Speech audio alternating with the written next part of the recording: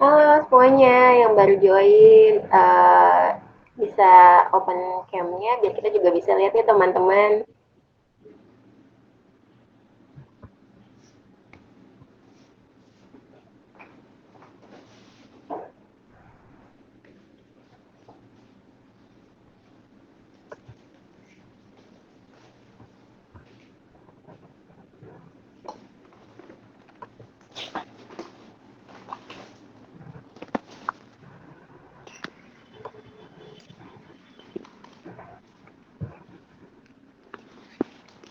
Udah pada sarapan belum teman-teman? Kepagian ya? Belum. Hai, udah dengerin pagi-pagi sama kita. Harapannya semoga pagi ini bisa banyak hal yang kalian dapatkan dari kami, dan mungkin pun kami juga banyak hal yang dapatkan dari kalian juga. Teman-teman yang lain, aku coba absen lagi satu-satu ya. Ini ada Asri Fadlur Rahman, ini manggilnya Rahman atau Asri atau siapa ya? Kita aku absen satu ya, mungkin yang namanya Asri Fadlur Rahman, manggilnya siapa nih? Halo,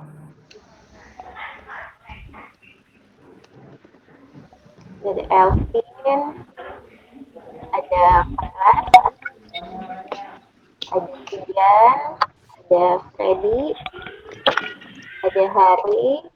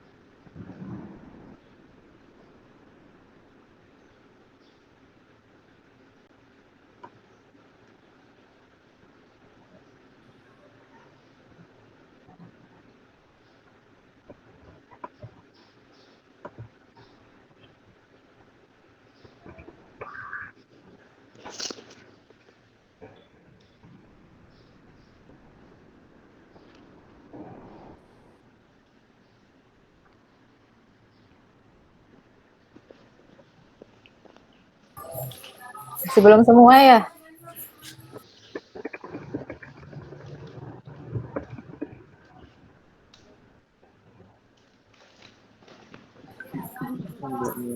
Siapa tuh yang ngomong mukaku jelek, Kak? Kesel banget bacanya.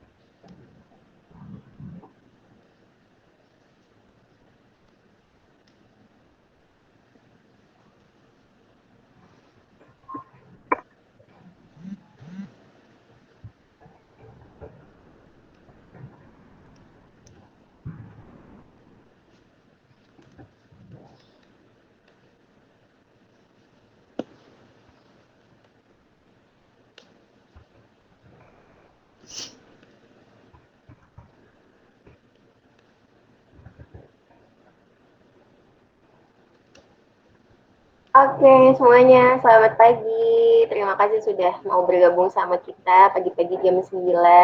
Biasanya jam 9 hari Minggu pasti masih pada leleh di rumah ya, sambil nonton terus sambil melakukan aktivitas yang lainnya.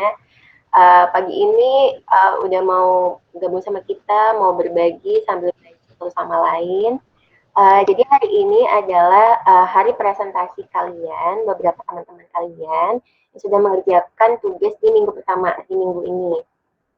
Jadi ada 3 orang, itu ada Alvin, ada Ibnu, sama ada Harley.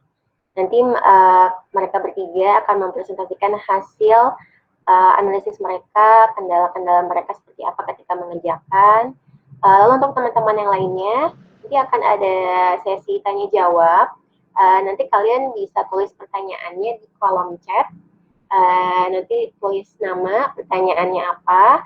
Lalu nanti akan saya pilih siapa yang akan dijawab pertanyaannya. Seperti itu. Hari ini kita akan dimulai dengan penjelasan mengenai apa itu data dari teman kita, dari anak data, itu dari Muhammad Fauzan Setia Nugraha. Dipersilakan untuk Kak Fauzan untuk mempresentasikan apa sih data itu kepada teman-teman semuanya. Oke, terima kasih Kak Intan. Nah, selamat datang ya, selamat pagi juga semuanya. Mungkin masih harus tetap semangat nih, walaupun pagi-pagi seger. Cobalah, mungkin pagi ini malah pagi gini malah enaknya untuk belajar sih menurut saya.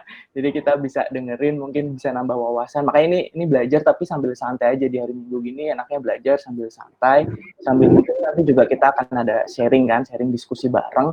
Siapa tahu selama seminggu ini nemu yang mungkin belum pernah ngerjain data, terus ngerjain data, nemu insight baru atau nemu kendala, atau yang udah sering tapi nemu temuan yang baru nih menarik. Nah, kayak gitu mungkin bisa sharing di sini. Nah, pagi ini saya coba untuk sharing juga terkait mungkin untuk memulai kenapa sih kita belajar data, kenapa sih data analis gitu, atau mungkin yang lagi ngetren juga kenapa sih data scientist kayak gitu. Nanti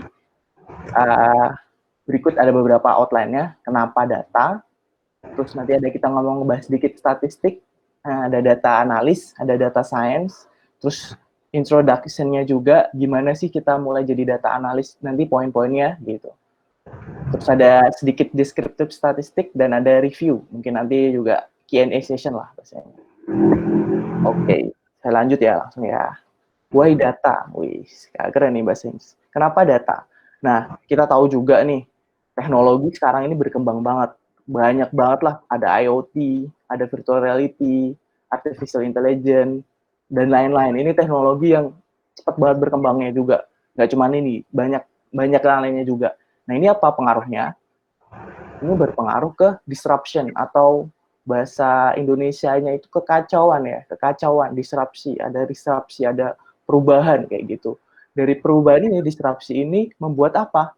Di era sekarang ini membuat apa? Membuat uncertainty, ketidakpastian. Jadi akibat dari disrupsi tersebut, dari perkembangan teknologi, jadi muncullah ketidakpastian. Dari ketidakpastian inilah kita ya bagaimana menghadapinya? Apa aja sih yang berubah? Banyak apa saja yang berubah di ketidakpastian ini kayak gitu. Ternyata ada apa aja? Oh, ternyata semenjak ketidakpastian ini, data ini menjadi benar-benar sangat menjadi pertemuan atau sebagai fakta yang sangat penting lah kayak gitu. Selanjutnya ada sains dan teknologinya juga berkembang. Ada ilmu-ilmu baru mungkin. Contoh lagi ada data science, ada ilmu mungkin untuk artificial intelligence-nya juga lebih tinggi, IoT-nya kayak gitu. Terus ada value sistemnya. Secara sistem value-nya itu berubah. Seperti apa sistemnya berubah kayak gitu. Terus distribusi informasinya juga berubah. Nah, shifting juga nih dari offline ke online seperti itu. Nah, maka dari itulah kita butuh nih untuk beradaptasi dengan era yang ketidakpastian ini. Salah satunya kalau disebutnya di situ adalah data, dengan adanya data. Nah, memahami data dan menerjemahkan data menjadi insight, itulah salah satu hal yang membantu kita untuk bertahan atau beradaptasi di era disrupsi ini. Makanya di kasus ini kita fokus nih, oke, untuk menghadapi era disrupsi ini, era ketidakpastian ini dengan banyak informasi, dengan banyak bidang-bidang baru, kita butuh belajar data. Nah, mungkin sebagai basic ada namanya statistik. Nah, statistik itu adalah ini disiplin yang berfokus pada collect data, organize data, analis data, interpret, dan present datanya. Jadi kenapa mungkin orang-orang yang tertarik di data ini, alangkah baiknya belajar juga basic statistik untuk membantu. Kenapa? Karena statistik ini adalah ilmu yang emang mempelajari dari pengumpulan datanya, pengorganisasian datanya, dan menganalisa serta interpretasi data. Gitu. Next, ini udah mulai kata kunci statistik. Nah, ada statistik, terus mungkin sekarang rekan-rekan semua lagi pengen belajar, saya pengen jadi data analis atau data scientist. Ada statistik, ada data analis, ada data scientist gitu. Jadi baik kita lihat statistik. Nah, statistik itu ranahnya apa aja sih? Ruang lingkupnya apa aja sih? Oh, ada deskriptif nih, ada inferensia, ada probability distribution, nah ada hipotesis testing, dan ada regression. Ini ranahnya ya, cakupannya, ruang lingkupnya banyak. Sebenarnya kalau ngomong percabangannya ada deskriptif sama inferensia. Namun di tengah-tengah situ juga kita tahu ada peluang, probability distribution. Di dalam inferensia kita tahu hipotesis testing, kayak gitu. Lanjutan dari itu semua ada namanya regresi juga, dan lain-lain kayak gitu. Setelah statistik, kita tahu namanya ada data analisis. Apa sih data analisis ini? Statistik tadi kan kita ilmu ya, teorinya dan sebagainya, prosesnya. Nah, data analisis ini kita mencoba menerapkan statistik-statistik tersebut, ilmu statistik atau as a statistician ya, menerapkan ilmunya ke data. Mungkin dengan penambahan-penambahan yang lain. Ada data processing-nya, ada eksplorasinya, ada akhirnya dari situ menyimpulkan ada kita discovering information. Jadi di level data analysis ini adalah level di mana kita menemukan informasi atau setidaknya memberikan rangkuman informasi kayak gitu, discovery information, yang menemukan informasinya gitu, faktanya apa seperti itu. Lalu masuk ke kesimpulannya juga, conclusionnya seperti apa. Next, nah selanjutnya berkembang nih. Jadi dari statistik ke data analis ini perkembangan ya. Kalau menurut sejarah, biar keren dikit ya, menurut sejarah ada salah satu ilmuwan statistik yang mungkin dari teman-teman statistik tahu, Tukey. Nah, beliau ini adalah statistician. Cuman selama prosesnya beliau merasa kayaknya beliau lebih condong untuk lebih dekat ke data daripada ke theoretical sebagai statistician ya, bukan ke statistician yang ke mathematicalnya, tapi lebih ke statistician yang benar pengolahan datanya. Nah, beliau ini merumuskan atau mencetuskan suatu buku atau penulisan tentang the future of data analysis, data analis lah. Nah, ini adalah tonggak utama munculnya ilmu data analis atau data analisis ini ke arah ke ranah data science. Jadi perkembangan ya dari statistik menjadi data analisis, jadi analisis ini lalu ada sekarang namanya data science, ilmu baru nih gitu.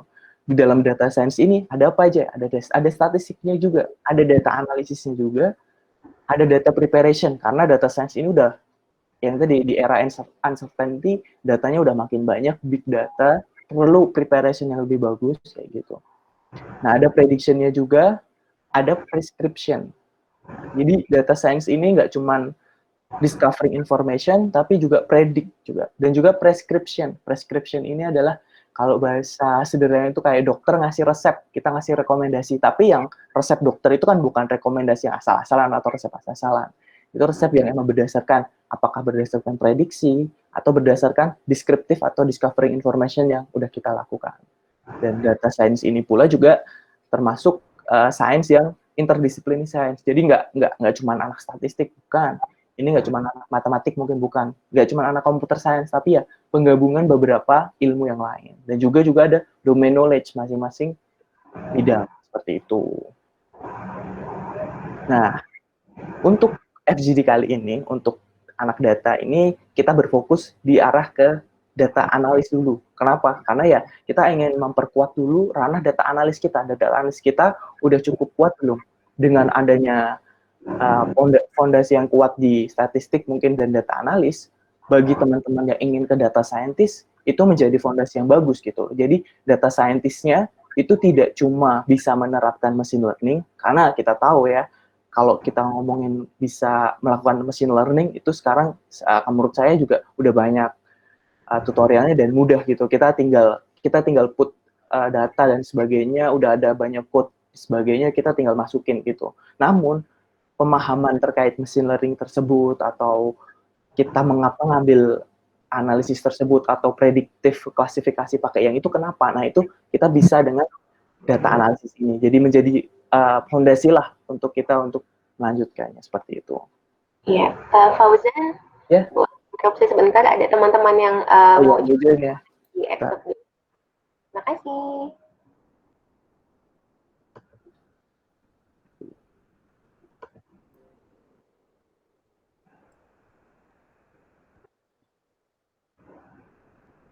Oke. Ini sambil break sedikit, mungkin udah mulai tadi dari gambaran tersebut, mungkin udah mulai ada gambaran kan, apa sih kenapa data? Pertama tadi kenapa data, terus tadi ada statistik, data analis sama data science, mungkin bisa jadi, atau kalau ada pertanyaan mungkin udah disiapin di chat atau ditulis ya, gitu. Takutnya nanti udah panjang terus lupa tadi mau nanya apa gitu. Nah, kenapa kita belajar statistik juga kan, kami juga berikan materi basic atau deskriptif statistik itu kenapa ya? Karena itu menjadi dasar fondasi si data analisis ini gitu. Ini kita pengennya sih kalian nggak cuma sebagai data analis itu bisa ngelakuin tugas. Misal kita kasih tugas selesai enggak, tapi kita emang benar-benar berusaha untuk memberikan fondasi yang tepat kayak gitu, fondasi yang pas lah untuk menjadi data analisis. Gitu. Mungkin next ya. Nah, selanjutnya ini beberapa poin nih, bagaimana sih jadi data analis. Kemarin juga saya share materinya, ada basic statistik, deskriptif inferensia, minimal seperti itu. Ada tahu tools-toolsnya apa aja, terus tahu database, mungkin nanti teman-teman yang belum coba kulik-kulik apa sih database kayak gitu. Terus workflow-nya juga lumayan jelas gitu. Oh, ternyata data analis itu ada workflow-nya, ada prosesnya, ada urut-urutannya lah kayak gitu. Dan terakhir adalah komunikasi. Jadi kita nggak cuma analisis, tapi kita juga berusaha untuk menerjemahkan itu dari hasil ke komunikasinya juga, visualisasinya bagus dan mendapatkan insight seperti itu.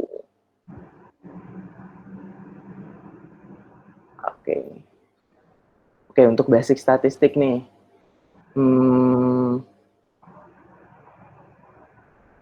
How to collect, organize, analyze, interpret, dan present data. Jadi tadi kan dijelasin statistik itu adalah gimana ngumpulin, organize data juga, nanti ada beberapa kayak tabel frekuensi, organize data, pemilihan data, analis data, interpretasi data, dan present datanya juga.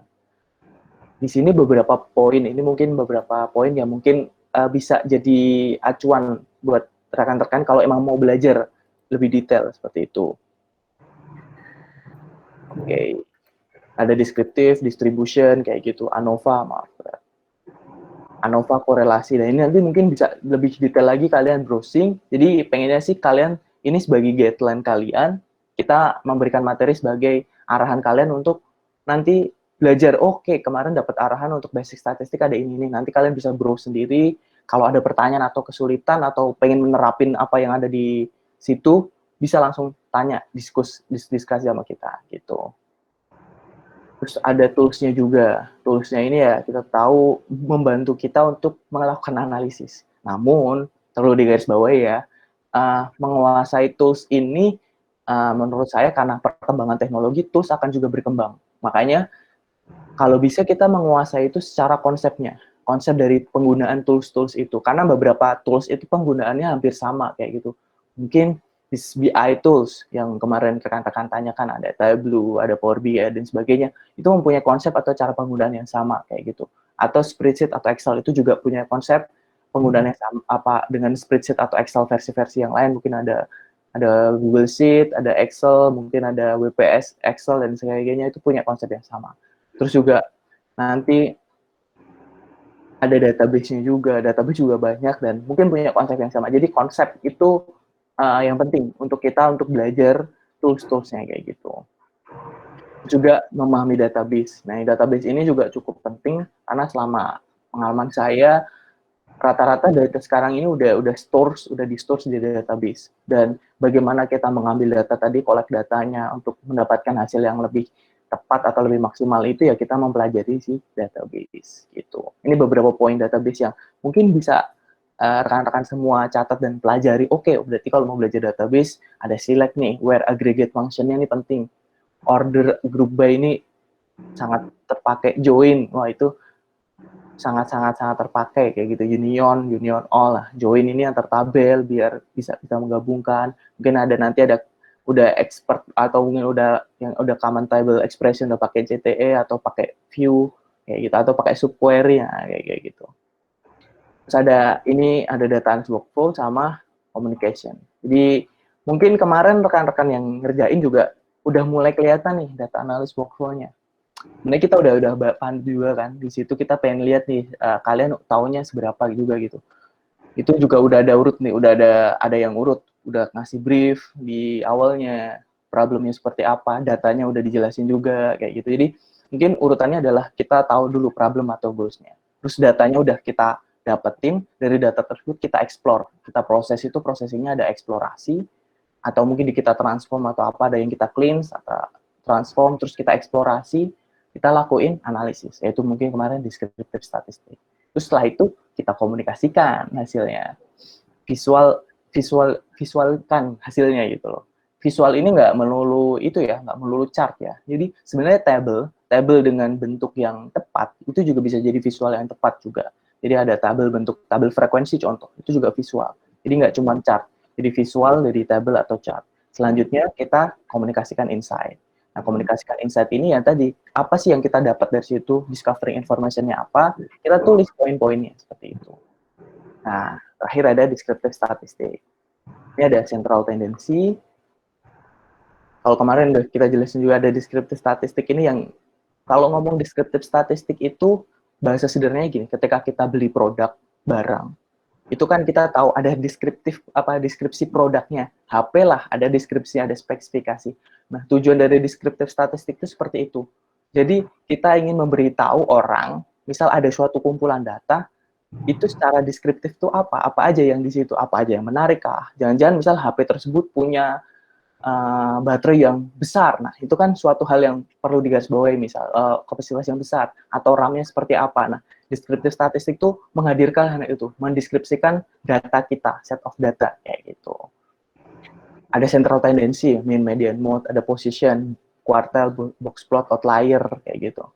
Ada varian range, standard deviation, score, dan ada juga shape of distribution. Kemarin menarik nih, ada beberapa orang yang juga udah ngelakuin shape distribusinya, datanya seperti apa, ada yang mencari box plotnya, ada yang outliernya di mana kayak gitu. Dan itu udah cukup lah kayak gitu, itu keren kayak gitu. Nah, kalian belajar dari sini tuh tadi untuk mendeskripsikan produk. Nah, oke sih kalau dari saya seperti itu. Silahkan dikembalikan lagi ke model. Kalau ada pertanyaan yang mungkin udah via chat atau gimana, silahkan. Ya, terima kasih Kak Fauzan atas presentasinya, sangat insightful banget untuk teman-teman. Beberapa yang dijelaskan oleh Kak Fauzan udah diterapkan juga di beberapa teman-teman, karena di awal sudah ada mendeskripsikan datanya itu seperti apa, cara mengolah datanya itu seperti apa, visualisasinya seperti apa. Mungkin kita langsung ke beberapa pertanyaan ini dari Elvin Nur Furqan bertanya, apakah sebagai data analis wajib dapat membuat sebuah dashboard? Silakan Kak Fauzan. Oke, terima kasih ya pertanyaannya. Apakah sebagai data analis wajib membuat dashboard? Kalau jawabannya, kalau ngomong wajib, enggak. Kalau wajib, enggak. Belum tentu, karena kan dashboard ini adalah salah satu bentuk implementasi data saja ya. Kayak, oh ini adalah bentuk data itu bentuknya dashboard.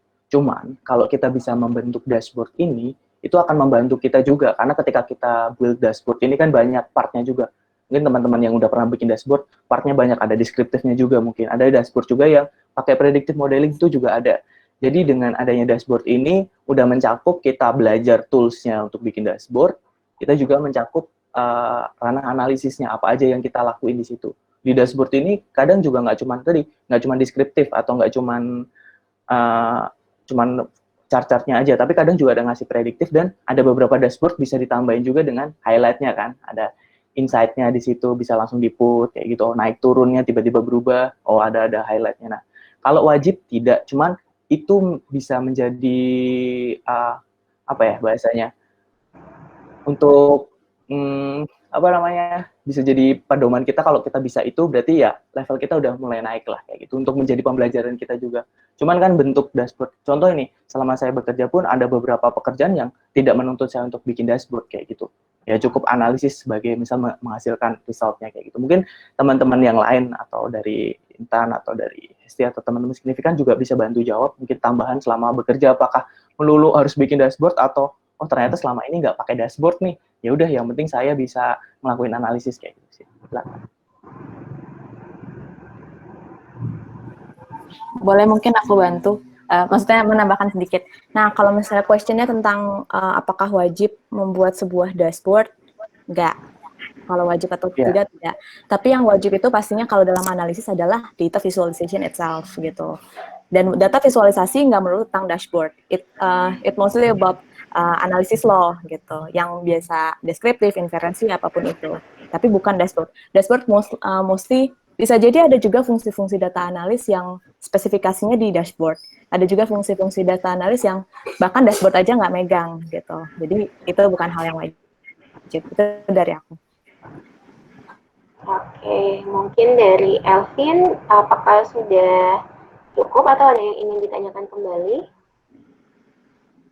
Sudah cukup. Oke, terima kasih. Mungkin satu lagi, atau mungkin dua lagi sebentar.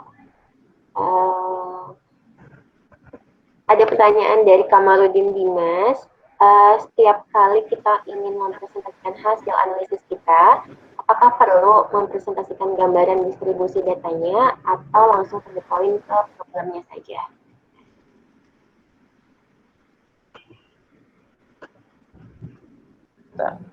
Oke, terima kasih pertanyaannya dari Kamarudin Dimas ya. Apakah kita perlu, ini saya menggarisbawahi, apakah kita perlu mempresentasikan atau menjelaskan distribusi datanya selalu atau cukup hasilnya?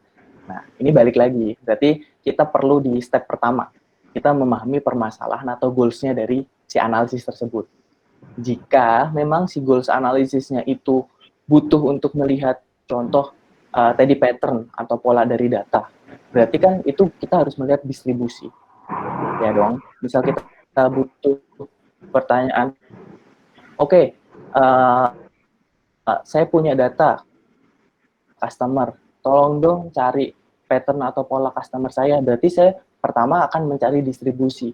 Distribusi itu membantu apa? Contoh, untuk data customer, kalau ada spendingnya atau spendingnya, kita akan tahu distribusinya. Ternyata customer kita itu misal distribusi datanya menjulur ke kanan, berarti rata-rata spendingnya cuma kecil, tapi masih ada nih yang ujung. Atau sebaliknya, distribusi data dari customer-nya bentuknya normal atau lonceng, berarti emang bagus nih, data kita udah banyak, terus customer-nya juga normal kayak gitu, emang di tengah-tengah rata-ratanya kayak gitu.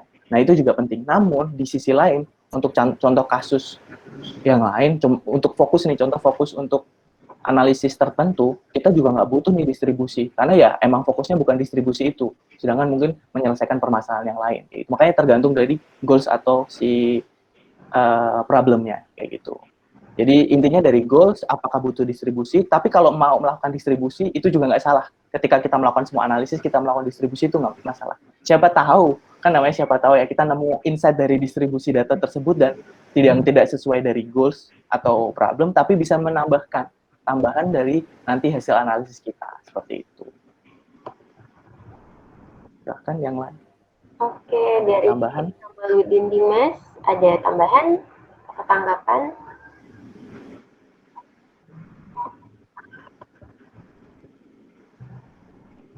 Halo Dimas, atau kita move ke pertanyaan selanjutnya ya, mungkin satu lagi. Ini pertanyaan cukup menarik nih, dari Freddy Yosef Marianto. Dari Freddy, tadi di bagian data, seperti Kak Fauzan sampaikan, ada 3, yaitu statistik, ada data analisis, dan data science. Di zaman ini, posisi yang paling banyak itu kenapa cuma data analis dan data scientist ya, Mas? Statistician kenapa sudah jarang? Mungkin bisa itu.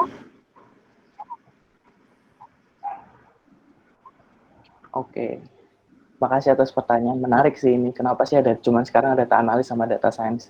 Sebenarnya statistisi ini lebih ke ranah, kalau kita tahu, lebih ke researcher ya. Jadi kayak bener-bener kalau menurut kuliah saya dengan Profesor Khairil, salah satu guru besar statistik, masuk dari statistisi ini adalah ranah ke theoretical-nya. Jadi statistician ini lebih ke researcher yang emang memperfokuskan mempelajari teori-teori kayak gitu. mulai dari teori dan ke arah eksperimental desainnya kayak gitu, itu lebih ke statistician.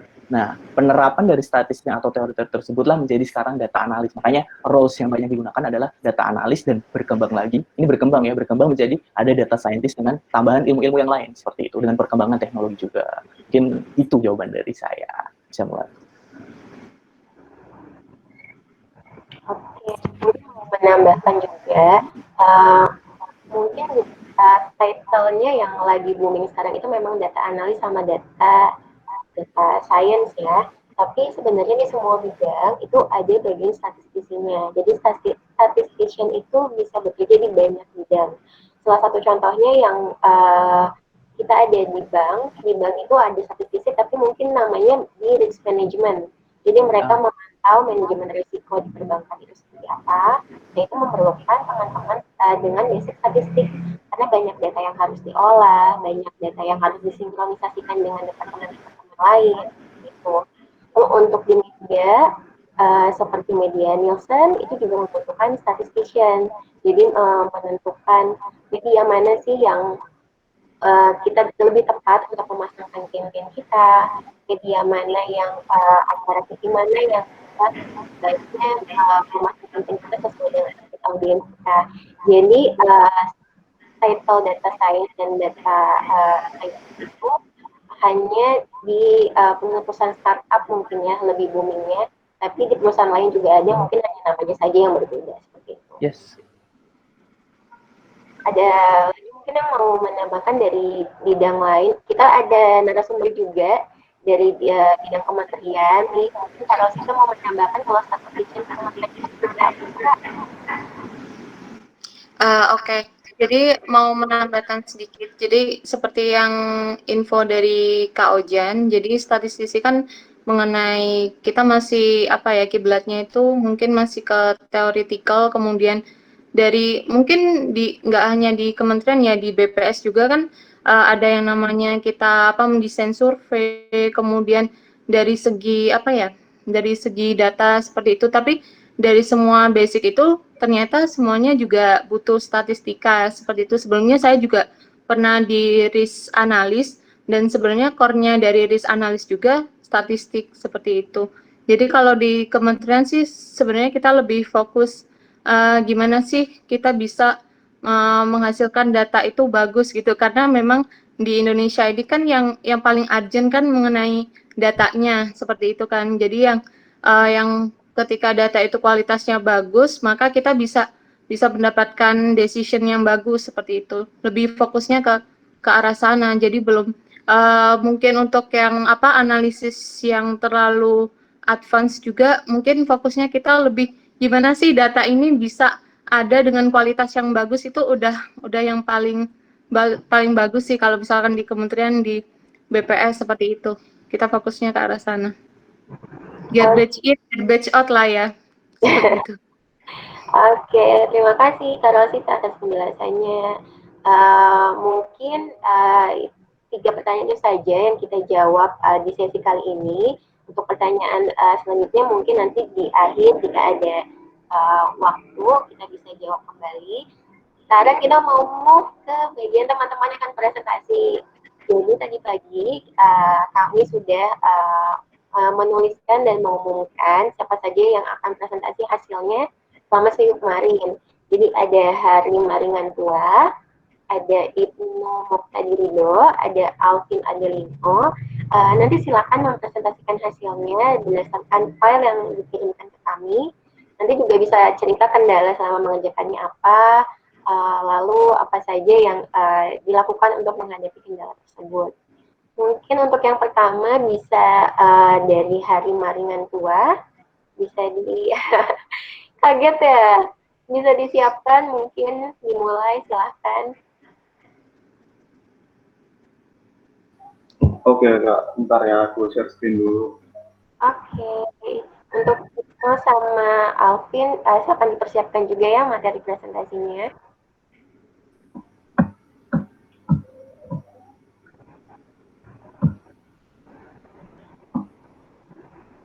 Sudah terlihat belum? Belum. Sudah. Sip, sudah. Nah, mulai dari sini. Oke, selamat pagi semuanya. Jadi pada hari ini aku mau jelasin dari gimana sih insight apa yang aku dapat dari data sales penjualan di Market X. Nah, case study briefnya itu bagaimana kita secara spesifik itu bisa menentukan rekomendasi untuk meningkatkan penjualan pada Market X. Suara aku terdengar jelas kan ya? Yes. Jelas. Oke, aku lanjut. Nah, untuk flow of the project-nya itu pertama pre-processing data. Nah, tapi di sini kemarin aku tuh cuma mengecek apakah ada data yang new atau tidak. Itu karena kalau aku menghilangkan salah satu data, otomatis aku menghilangkan salah satu transaksi. Jadi aku tidak bisa mendapat apa ya, kalau aku eksplorasi nanti seperti mencari rata-rata transaksi itu perharinya nanti bakal ada yang hilang gitu loh. Akhirnya aku tidak membuang salah satu data pun gitu. Tapi mengecek apakah ada data yang new atau enggak untuk itu dengan media atau media gitu. Nah, terus kemudian yang kedua itu aku eksplorasi dan bentuk visualisasinya. Terus kemudian make an executive summary buat project, dan terakhir rekomendasi untuk project summary. Nah, insight apa aja sih yang aku dapat? Jadi ini yang sebelah kiri itu chart dengan revenue itu dalam ratusan ribu. Di tanggal 8 itu sekitar 250.000. Di sini kalau kita bisa lihat dari gambar ini aja, di tanggal 9 itu merupakan pemberi penghasilan yang terendah. Nah, di sini tanggal 9 itu kalau kita cek itu hari Minggu atau artinya weekend. Jadi kemungkinan di weekend itu pengunjung tuh sangat sepi yang untuk datang ke Merchant X ini. Tapi kebalikannya di tanggal 11, nah ini itu udah weekday juga, kalau di hari Selasa itu, terjadi transaksi yang paling besar gitu, sekitar 20,65%. Kemudian metode pembayaran yang paling umum digunakan dan paling banyak digunakan untuk di Merchant X sendiri itu ada cash sebesar 37,45%. Dan transaksi yang terjadi itu di sini agak sedikit salah, saya seharusnya 83 sampai 84 transaksi per hari. Nah, terus di sini juga rata-rata daily sales-nya itu atau profit-nya itu dari penjualan itu sekitar 3.202.416. Kemudian penjualan per hari by unit itu jadi sekitar ada 41 produk yang terjual dalam satu hari. Kemudian di sini ada mau selling drink dan mau selling food. Kalau di sini saya sih bisa menyebutnya sih sebagai unit produknya karena dia yang paling banyak terjual dari sisi minuman dan paling banyak terjual dari sisi makanannya. Jadi di sini sih saya lebih menekankan kalau dia berdua ini sebagai unit produk dari si Merchant X. Kemudian, nah ini penjelasannya. Jadi kalau kita lihat dari gambar ini kan kita bisa lihat kalau tertinggi itu terjadi di tanggal 11. Jadi value revenue-nya itu nilai dari pemasukan yang diterima si Merchant X itu terjadi di tanggal 11, rendah di tanggal 9. Nah, terus kita masuk kemudian selanjutnya. Nah, ini buat melihat trennya. Jadi kalau kita ngeliat trennya ini, kebanyakan semuanya itu turun di tanggal 9. Kecuali ada beberapa seperti Americano, itu justru dia naik. Dan juga ada Thai tea. Nah, jadi asumsi saya di sini kalau di weekend itu yang banyak terjual itu memang minuman, tapi minuman itu lebih banyak seperti kopi atau nih Thai tea ini juga. Jadi dua produk ini. Nah, terus di sini juga kita bisa lihat kalau di semakin hari yang trennya semakin turun itu ada di bagian roti bun. Nah, kemudian ini by value revenue ya. Jadi penjualan berdasarkan kuantitas dan nilai revenue. Nah, 5 item tertingginya ini ada kalau menurut jumlah yang terjual itu dalam 6 hari ini itu ada milk tea, boba, kemudian ada kue lapis, es cendol, es banana, dan lemon tea. Kemudian menurut nilai revenue-nya tetap ada milk tea, boba, soda gembira, es cendol, Thai tea, dan americano. Nah, jadi pemasukan tertinggi itu kita by value revenue-nya itu terjadi pada hari Selasa dengan persentase sebesar 20,65%, serta paling kecilnya itu terjadi di hari Minggu 8 Agustus 2020 dengan persentase sebesar 11,47%. Selisih antara hari Minggu dan hari Selasa ini cukup besar, itu 9%.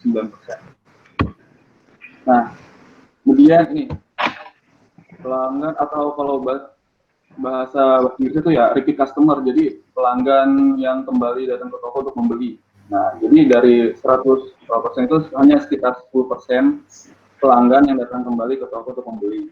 Nah, ini berarti masih tergolong kecil, tapi ya karena kita juga punya data hanya dalam 6 hari, tapi bisa diambil data kalau insight tuh kalau yang datang kembali itu dari customer itu cuma 10% saja gitu. Jadi di sini yang poin yang bisa kita tangkap, kalau unit produk yang tadi yang mau selling drink dan mau selling food itu belum terlalu tersounding lah gitu di merchandise-nya. Nah, di sini ada 10 pelanggan tertinggi menurut nilai revenue-nya, juga 10 item tertingginya. Jadi di sini kalau kita lihat ya yang di atas-atas itu kebanyakan pelanggan itu memakai cash dan OVO. Di sini juga item by penjualannya itu by OVO dan cash juga di mata atas itu. Nah, di sini kita lanjut. Nah, rata-rata kuantitas penjualan per produk dalam 6 hari. Nah, dalam 6 hari itu penjualan yang terjadi pada merchandise itu terjadi tertingginya itu pada milk tea boba dan kue lapis dengan rata-rata yang sama 45,7, atau dapat dikatakan kalau dalam 6 hari ini produk milk tea boba dan kue lapis terjual sebanyak 45-65 buah. Kemudian kalau kita ambil totalnya itu dalam sehari itu produk yang terjual dari merchandise itu sebanyak 40-41 buah. Nah, di sini ada proses diagram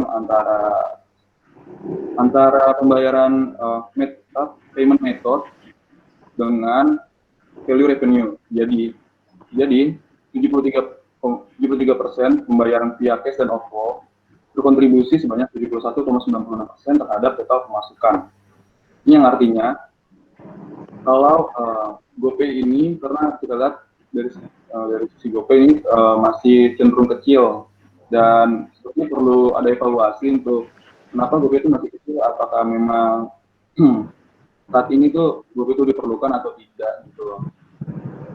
Ini info yang saya dapat, dan ini rekomendasi yang bisa saya berikan untuk case study ini. Di weekday kita tuh bisa membuat menu bundling antara milk tea boba dengan roti bun. Di sini kenapa roti bun? Karena dari tren yang kita lihat tuh roti bun itu sangat-sangat kecil penjualannya. Nah, jadi mungkin ya banyak faktor yang bisa mempengaruhi kenapa roti bun ini kecil, karena dia ini belum banyak yang mencoba. Mungkin dari sisi nama kan kita juga asing dengan apa sih roti bun gitu kan. Nah, di sini kita bisa bikin paket bundling dengan harga yang sedikit dikurangi agar customer juga bisa mencoba roti bun sebagai awal mereka tuh tahu. Dan kalau mereka tahu biasanya kan akan ada pusing atau suka atau tidak suka gitu kan. Jadi kemungkinan penjualan si roti bun juga bisa naik. Kemudian yang kedua itu testimoni di media sosial. Nah, ini kenapa penting? Karena dari yang kita lihat kalau mau selling food dan mau selling drinknya itu adalah kue lapis dan milk tea boba. Berarti ini merupakan unique produk dari si merchant X. Nah, dari dua produk ini menurut saya kita bisa meningkatkan jumlah pelanggan yang datang ke merchant X seperti itu. Nah, kemudian karena tadi saya sempat menyebut Americano. Nah, di hari Minggu itu asumsi saya kalau banyak orang tuh lebih suka ngopi di hari Minggu. Nah, karena itu kita bisa juga bikin paket bundling antara si Americano dengan macam-macam menu makanan yang ada di merchant X, seperti paket bundling yang tadi. Tapi tujuannya berbeda karena di sini menurut saya Americano itu yang paling terjual paling tinggi di hari Minggu. Jadi hanya Americano dan bermacam-macam produk makanan yang ada di merchant Itu saja yang bisa saya tambahkan. Nah, di sini terima kasih untuk kesempatannya. Oke, terima kasih kembali Hari. Sangat menarik presentasinya. Lalu selanjutnya kita ke Ibnu. Kami berikan waktu sekitar 10 menit ya Ibnu, silakan dimulai presentasinya.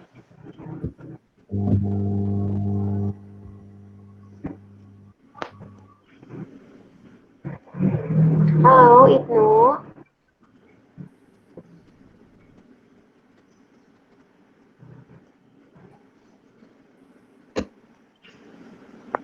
Halo Ibnu. Bentar, Kak. Saya coba itu ya, Kak. Presentasi dulu. Ya, silakan dimulai presentasinya. Kami berikan waktu 10 menit ya.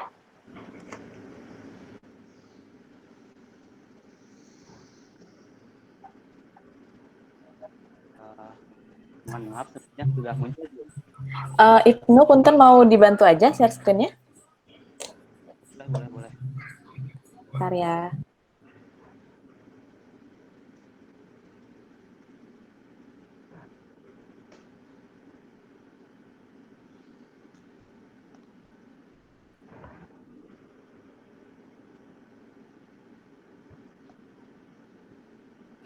Coba share screen saya. FTD search.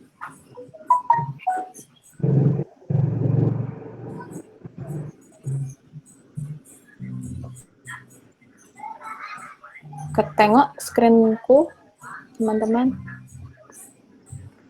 Sudah, tapi belum yang bagian Ibnu-nya. Putih ya? Itu. Ini Ya, mulai. punten nih guys, saya IndiHome. Bentar ya teman-teman sekalian, mohon maaf lahir batin, mungkin bisa sekalian ngapain ya? Salah lagi. Maaf nih guys.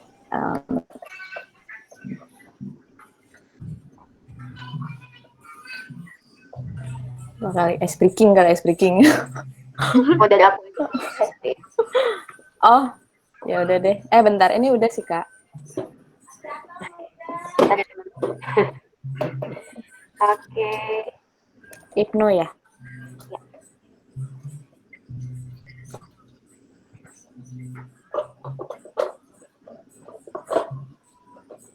Oke, silakan Ibnu, nanti minta tolong aja untuk next slide selanjutnya ya. Silakan Ibnu, 10 menit ya. Nah, Sudah kelihatan Ibnu? sudah terlihat. Oke, silakan. Di sini saya akan merangkum hasil temuan saya atas data yang telah challenge data untuk melihat apa saja sih yang dapat kita lihat dari data penjualan merchant yang telah kita dapat. Nah, dari data yang telah dibagikan, untuk pertama kali saya melihat berapa sih penjualan dari semua produk itu untuk setiap harinya.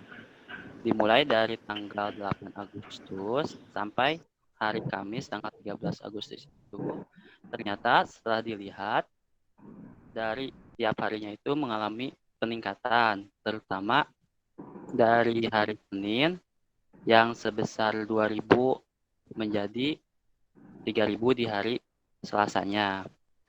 Setelah melihat jumlah penjualannya itu, saya melihat apakah makanan dan minuman berdasarkan makanan dan minumannya itu ternyata dari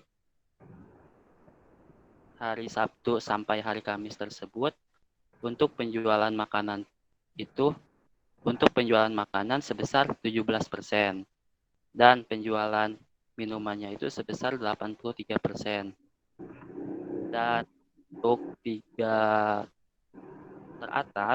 favoritnya itu untuk makanan ada kue lapis, lalu ada cookies banana dan bolu. Sementara untuk minumannya tersendiri ada es cendol, americano, milk tea, boba, dan Thai tea.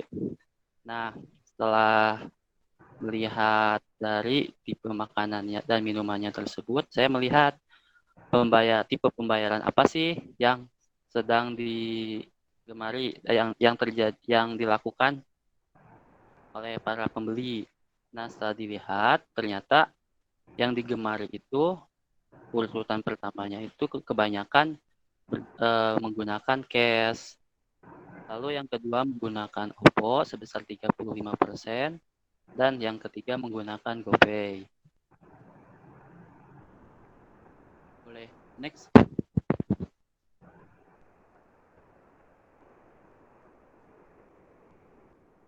Nah, setelah untuk tanya sendiri, untuk keuntungannya dari per hari tersebut, saya melihat perbandingan antara makanan dan minuman. Ternyata di sini penjualan untuk makanan itu relatif lebih rendah daripada penjualan keuntungan yang didapat dari penjualan minuman itu lebih besar daripada keuntungan yang didapat dari penjualan makanan. Dapat dilihat total dari penjualan minuman tersebut sebesar 15 juta, sementara untuk makanan itu sebesar 3 juta. Boleh next, Kak? Mohon maaf.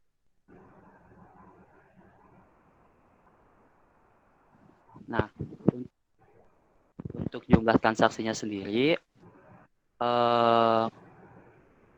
sejalan dengan jumlah keuntungan, ternyata penjualan makanan itu lebih sedikit daripada penjualan minuman. Kemungkinan ini bisa disebabkan oleh kalau makanan itu kita bisa membagi, jadi kita order satu makanan, tapi kita bisa bagi-bagi. Sementara untuk minuman hanya sendiri-sendiri gitu. Boleh next, Kak? Nah, untuk produk favoritnya tersendiri dari 12 ya, 12 makanan dan minuman, paling tertinggi selama hampir 1 minggu itu untuk makanan adalah kue lapis dengan sebanyak 96 pembelian. Sementara untuk produk minuman itu adalah es cendol sebanyak 90 kali pembelian. Dari penjualan hampir seminggu itu ada beberapa merek makanan dan minuman yang menurut saya yang menurut saya menjadi favorit gitu. Ya, untuk minumannya tersendiri ada es cendol, yang kedua ada americano, ketiga milk tea boba, dan keempat ada Thai tea. Untuk makanannya tersendiri ada kue lapis, lalu disusul oleh cookies banana, dan yang ketiga ada kue bolu. Boleh next, Kak? Nah, untuk metode pembayarannya sendiri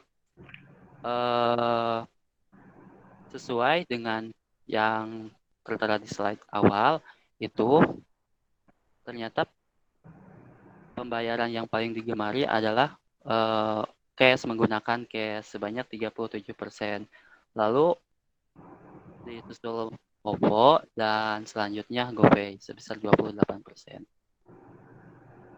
Nah, untuk rekomendasinya sendiri, mohon maaf, belum sempat buat gitu. Kira hanya untuk membuat laporan sederhana seperti ini.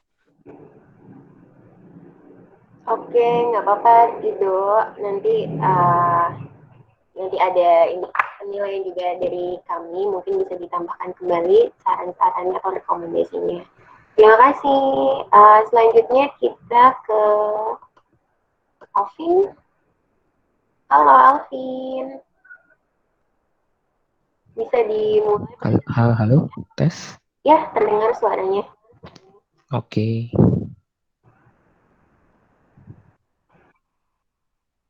Coba sebentar.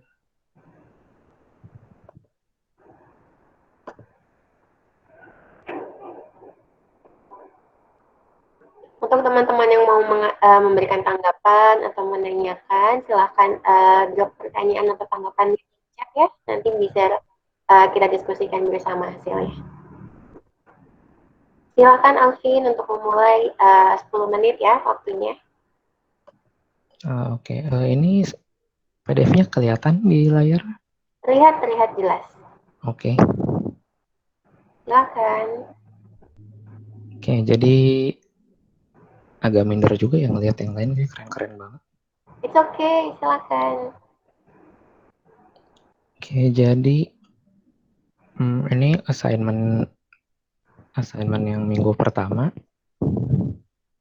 Jadi mulai dari eksekutif summary-nya dulu. Ini kayaknya bisa di dikit ya.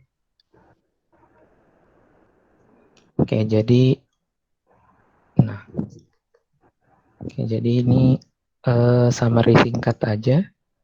Yang pertama itu total transaksinya totalnya 500 dari 6 hari. Untuk total number customer-nya 984.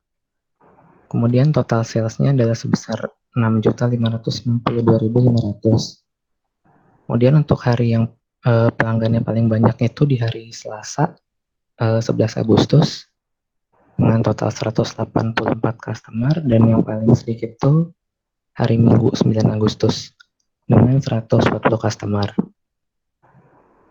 Ini makanan dan minuman yang paling dan tidak paling. Untuk yang paling populer kalau untuk minuman itu es cendol, terjual sebanyak 90, dan yang paling sedikit itu kopi susu yang terjual hanya 66. Untuk makanan yang paling populer adalah kue lapis 96, dan yang paling tidak populer adalah cookies koko dengan 70. Kemudian untuk ini sebenarnya profit, sebenarnya saya bingung juga ini pakai kata profit itu tepat atau enggak, karena kita nggak tahu sebenarnya per produk itu menghasilkan profitnya berapa. Jadi di sini istilahnya most profitable aja.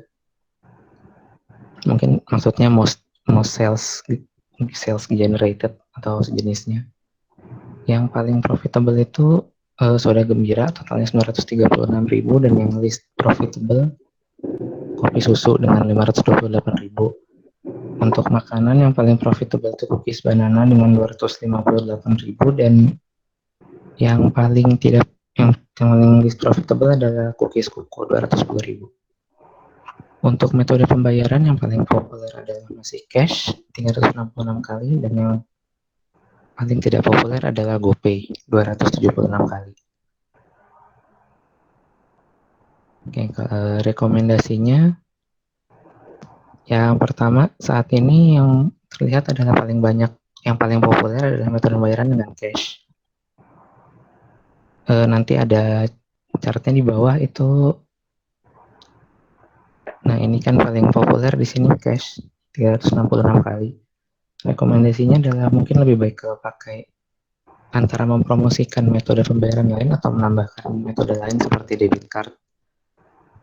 Karena selain e-money itu lebih preferable di era sekarang, untuk penyimpanannya juga akan lebih mudah, karena kalau cash itu mungkin masih rawan gitu. Kemudian paling banyak customer itu di hari Selasa, dan yang paling sedikit itu di hari Minggu. Karena itu mungkin persiapannya akan lebih banyak di Selasa dibandingkan hari Minggu. Nah, yang minuman yang paling kurang populer adalah kopi susu, dan yang untuk makan itu cookies koko. Ini mungkin akan lebih baik kalau harganya diturunkan atau lebih dipromosikan. Setidaknya kalau dengan profit margin yang lebih kecil, tapi kalau penjualannya lebih banyak, mungkin akan tetap profitnya akan tetap lebih banyak daripada yang sekarang. Gitu. Oke, jadi minuman lebih populer daripada makanan. 658 minuman terjual, sementara 326 makanan terjual selama 6 hari. Dan ada beberapa customer yang repeat customer yang balik lagi, tapi yang sejauh yang saya lihat belum ada customer yang datang 2 kali dalam 1 hari. Ini mungkin bisa dilakukan riset kecil-kecilan kenapa mereka menjadi repeat customer dan digunakan sebagai dasar untuk pengambilan keputusan, misalnya untuk promosi atau untuk diskon atau sebagainya.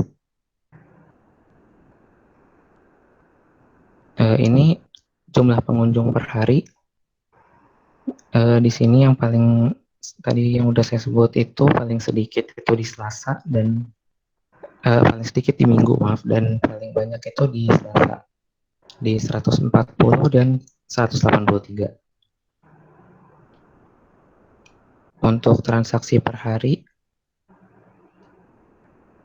total transaksinya 500 dan yang paling banyak itu di hari Kamis di tanggal 13 dengan 79 transaksi.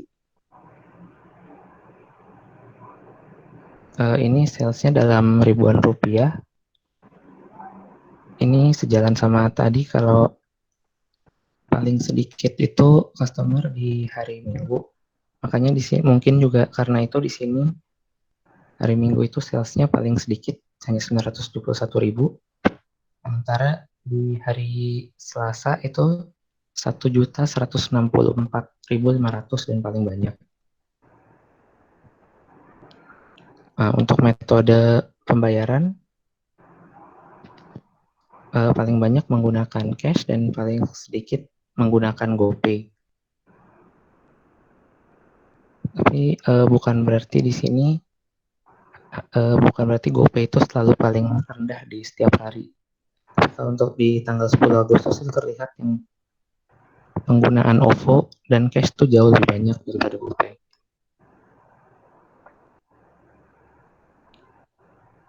Nah, ini statistik penjualan per item dan per item per hari.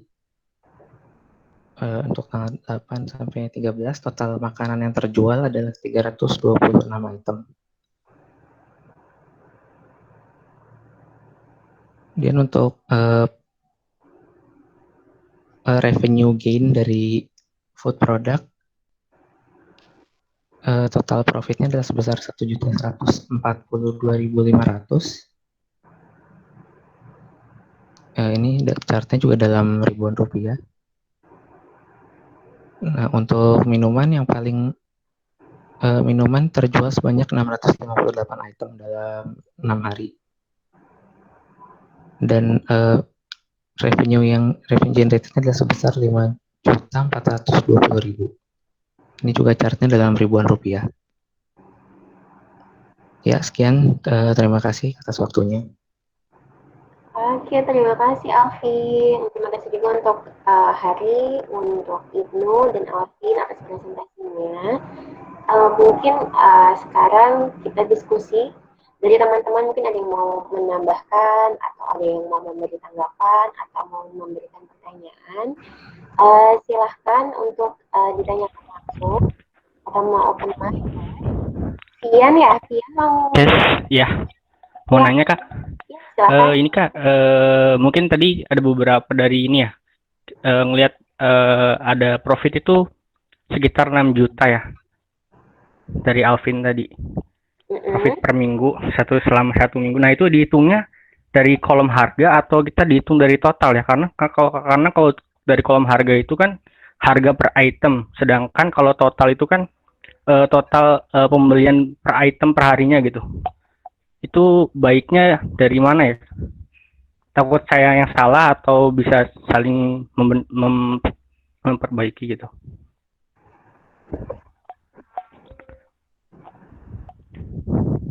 Jadi total itu per hari gitu ya maksudnya? Mungkin bisa saya membantu menjawab. Mungkin jadi gini, kalau lihat dari datanya juga ini juga salah satu part dari kita menganalisis data ya. Kita memahami data itu pertama. Makanya kemarin kita kasih kesempatan ada pertanyaan nggak terkait data. Jadi contoh di data tersebut ada quantity, ada harga, ada total. Ya kan? Kalian melihat dari 3 data itu. Nah, untuk melihat sebenarnya kalau kita ngomong uang atau revenue yang kita dapatkan, kalau menurut kalian yang mana? Kalau yang saya lihat sih sebenarnya mostly udah pada benar. Cuman ya tadi contoh ke Alvin mungkin melihatnya dari harga ya Alvin ya, dari price-nya ya, bukan dari total. Nah kalau ngomong revenue itu harusnya dari total, karena harga itu harga itemnya, kan belum dikali dari quantity. Jadi kalau kita ngomong revenue, yang kita lihat adalah si totalnya, seperti itu. Jadi makanya, tapi untuk beberapa kasus yang lain kita juga harus perlu pahami bentuk data atau nama kolom juga bisa berubah dan berbeda. Nah itu makanya kemarin kita kasih kesempatan bertanya adalah untuk memahami tiap-tiap kolom atau nama dari data tersebut. Terima kasih, mungkin itu bisa membantu menjawab. Ya, terima kasih Kak. Ya.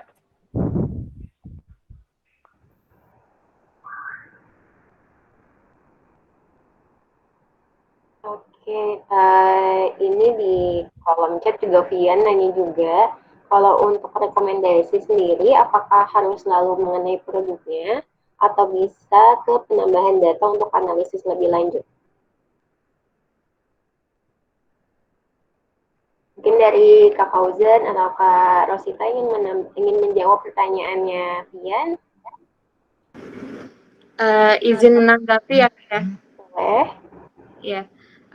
Begini ya, ini bahasan kita tentang statistika deskriptif. Jadi sebelumnya kan kita udah tahu nih kalau ada statistika deskriptif sama inferensia. Jadi di aspeknya statistika deskriptif itu sebenarnya kita melihat gambaran data kan. Jadi kita memahami data itu. Nah, dari situ ya seperti yang kita tahu dengan gambaran data itu kan sebenarnya belum kita simpulkan juga terhadap keputusan yang sebenarnya. Nah, dari sini kan ada data dari rentang waktu tertentu dan kemudian customer-nya yang ada dengan jumlah tertentu. Nah, bisa jadi ketika kita mempunyai data yang lebih besar, kemudian kita mengumpulkan dengan rentang waktu yang lebih lama juga, itu pasti kesimpulan yang kita dapat dari data itu kan berbeda. Nah, dari situ kita bisa tahu, oh ternyata statistika deskriptif itu secara misalkan kita mengenal orang nih, misalkan kita mengenal Kak Intan, oh Kak Intan itu orangnya berkacamata, berkerudung. Nah, itu kan gambaran dari luarnya, seperti itu kan. Jadi ketika kita ingin mengetahui apakah, oh sebenarnya customer tertentu itu dia mempunyai loyalitas yang lebih tinggi atau item tertentu dia mempunyai penjualan yang lebih tinggi. Nah, itu kita kan lebih ke analisis yang lebih dalam karena kita melihat konsistensi apakah data itu selalu seperti itu. Nah, dari statistika deskriptif ini kan sebenarnya kita juga punya andil di mana kita harus memahami mengenai entitasnya. Di sini kan ada beberapa ID ya, ID customer, kemudian ID transaksi, item dan lain sebagainya. Nah, di sini kita punya entitas-entitas itu, entitas customer, kemudian kita punya entitas waktu, kemudian kita punya entitas item. Nah, entitas inilah yang akan kita gunakan untuk memberikan rekomendasi. Entah itu bisa kita rekomendasikan untuk produknya atau customernya. Nah, kenapa ada member di beberapa merchant? Nah, itu tujuannya kan untuk istilahnya gimana supaya customer ini bisa kita istilahnya kita pelihara atau kita maintenance lah seperti itu. Jadi yang kita bahas itu si itemnya ini. Nah, dari beberapa yang saya lihat dari teman-teman juga sudah berhasil untuk menerjemahkan si item-item ini. Makanya ketika kita paham datanya, terus kita bisa menerjemahkannya, itu bisa sampaikan ke usernya. Nah, di sini kan kalau misalkan masalah user kan, kalau misalkan kita di kerja, kita bisa berhadapan dengan pimpinan kita, apa sih sebenarnya yang ingin report apa yang ingin mereka dapat. Nah, karena dari anak data sudah memberikan poin-poin apa yang akan diterjemahkan teman-teman, nah itulah yang dibahas. Dan kemudian teman-teman juga harus tahu nih, kira-kira tipe data itu seperti apa aja, karena itu akan menentukan jenis-jenis grafik visualisasi data yang teman-teman bisa paparkan. Contohnya, ketika kita punya data waktu, itu seharusnya kita bisa memakai line chart, bukan bar chart, seperti itu. Jadi, pemahaman mengenai tipe data itu juga penting, karena kita bisa, istilahnya, mencocokkan untuk analisis selanjutnya atau untuk tipe data, tipe visualisasi datanya, seperti itu sih. Jadi, item-item itu bisa kita bahas untuk rekomendasi. Jadi kalau misalkan istilahnya kita mau nambah data nggak ini untuk analisis kita, nah itu justru untuk analisis selanjutnya. Nah kalau statistika deskriptif itu kita cuma bahas mengenai ini ada data rentangnya segini, kemudian customer-nya hanya ini. Nah itu yang kita bahas, itu yang kita jelaskan. Oh ini data ini tuh ternyata yang paling laris itu kue lapis atau apa. Nah, itu belum tentu kejadian juga di periode selanjutnya. Itulah statistika deskriptif dan nanti bisa kita pelajari pula statistika inferensial seperti itu. Itu dari saya. Oke, terima kasih Kak. Mungkin dari Fauzan atau Hesti atau Randy mau menambahkan? Iya, Kak, setuju banget tadi dari Rosita. Dan satu poin dari Kak Rosita tadi juga ialah tentang saat kita descripting something, saat kita describe something, itu bisa jadi berbeda dari sudut pandang sini dan sudut pandang sana. Tapi ya kayak misalnya aku tengok Kak Intan, oh jilbaban pakai kacamata. Rosita ngetengok Kak Intan, oh ternyata dia biasanya dengan lipstik merah. Hal-hal seperti itu kan bisa berbeda, which is okay. Nah, sebagai analis, baiknya itu adalah kita bisa highlight mana sih yang penting dari segala sesuatu yang ada nih deskriptifnya segini. Oh, yang penting tuh dalam hal si merchant ini, dalam hal penjualan merchant ini, oh ternyata yang penting buat gua highlight 3 poin aja nih. Poin A, B, C. Poin misalnya best selling inilah, atau misalnya payment method lah, atau misalnya best day lah, gitu. Satu hal seperti itu. Nah, kalau question-nya tentang rekomendasi sendiri, apakah selalu ke produk atau bisa ke penambahan data? Menurutku, again ini balik lagi ke question dari stakeholders, requester atau usernya itu sendiri, itu questionnya seperti apa. Tapi if there's no specific question atau specific keinginan dari mereka, menurutku akan lebih baik jika kita bisa memberikan perspektif yang banyak gitu kepada mereka untuk memberikan yang lebih baik lagi. Atau bisa jadi ternyata kita punya datanya cukup dikit nih data poinnya. Ternyata kita bisa giving better analysis dengan gather more data points. Kita add misalnya hourly transaction hour, date time-nya gitu. Kita add juga hal-hal tentang hal-hal lainnya gitu, which is okay menurut aku. Jadi terkait rekomendasi bisa hal lain, ya bisa. Tapi balik lagi ke request dari stakeholders-nya seperti apa. Betul. Oke, dari teman-teman yang lain ada yang mau bertanya lagi atau menanggapi presentasi dari teman-teman? Iya, menanggapi itu penting. Maksudnya jangan apa yang baik gitu. Mungkin ada yang sisi yang berbeda. Aku dapatnya yang gini-gini Kak, ini lebih baik atau seperti apa? Karena kita lihat juga memang jawaban kalian cukup menarik dan berbeda-beda satu sama lain. Jadi ada yang variabelnya lebih banyak dibahasnya, ada yang nilainya tidak dibahas seperti itu. Silakan lo teman-teman.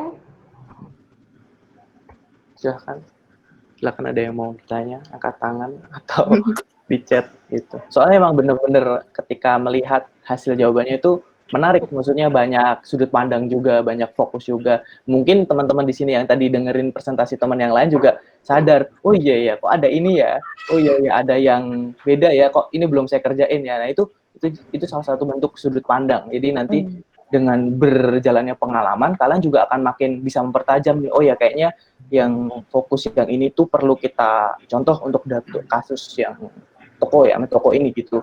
Oke, berarti kita fokus nih, minimum sama maksimum itu selalu jadi part yang penting. Kita tahu paling banyak apa, paling kecil apa itu penting, karena emang itu yang dibikin kita sebagai yang punya toko gitu, mana yang paling laku, mana yang enggak. Jangan sampai kita highlightnya yang lain, rata-ratanya semua ya orang yang punya toko nggak tahu nih ternyata ada produk yang emang nggak kejual, tapi dia taunya rata-ratanya aja. Nah itu salah satu bentuk highlight ya. Contoh tadi statistik ada minimum, ada maksimum, ada average-nya juga kan, ada modusnya. Contoh kalau kalian yang kalian highlight cuma average aja, bukan minimum maksimumnya. Pemilik toko nggak akan tahu, misal yang paling nggak laku yang mana. Dia taunya oh average-nya udah bagus, ya udah dia akan jual terus. Tapi ternyata selama penjualan yang nggak laku ini malah jadi basi, jadi rugi. Nah itulah gunanya kita untuk mempertajam analisis ini atau mempertajam mencari point of view lah, mencari pandangan dari yang lain seperti itu. Mungkin dari yang lain ada yang mau ditanyain atau menanggapi presentasi yang tadi gitu loh. Oh, ini kayaknya yang ini saya kayaknya kurang serap deh. Kayaknya kalau menurut gue yang gini deh kayak gitu. Silahkan. Iya, ada nih question. Bunten harusnya kan. Ada nih question dari Freddy Yosep. Mungkin nanya, ada tadi beberapa presentasi yang total transaksinya itu 500 dalam 6 hari. Kok saya dapat 438? Which dari yang ku tengok juga, iya betul di angka 438. Mungkin kekeliruannya, again ini bukan kesalahan. Spot it like kekeliruan yang bisa di improve ke depannya ialah tentang hal-hal kecil seperti count distinct, hal-hal kecil seperti jangan sampai kita count all atau some blindly gitu tanpa tengok oh ternyata uniknya yang mana. Nah, salah satu hal paling penting dalam data preparation dalam before doing the analysis itself adalah pahami si data poinnya, pahami segranularity apa sih level-level tersebut sehingga oh gue paham agregatnya segini gitu. Oh gue paham gue nggak bisa langsung kayak gini dan kayak gimana. Itu semoga itu menjawab ya Freddy.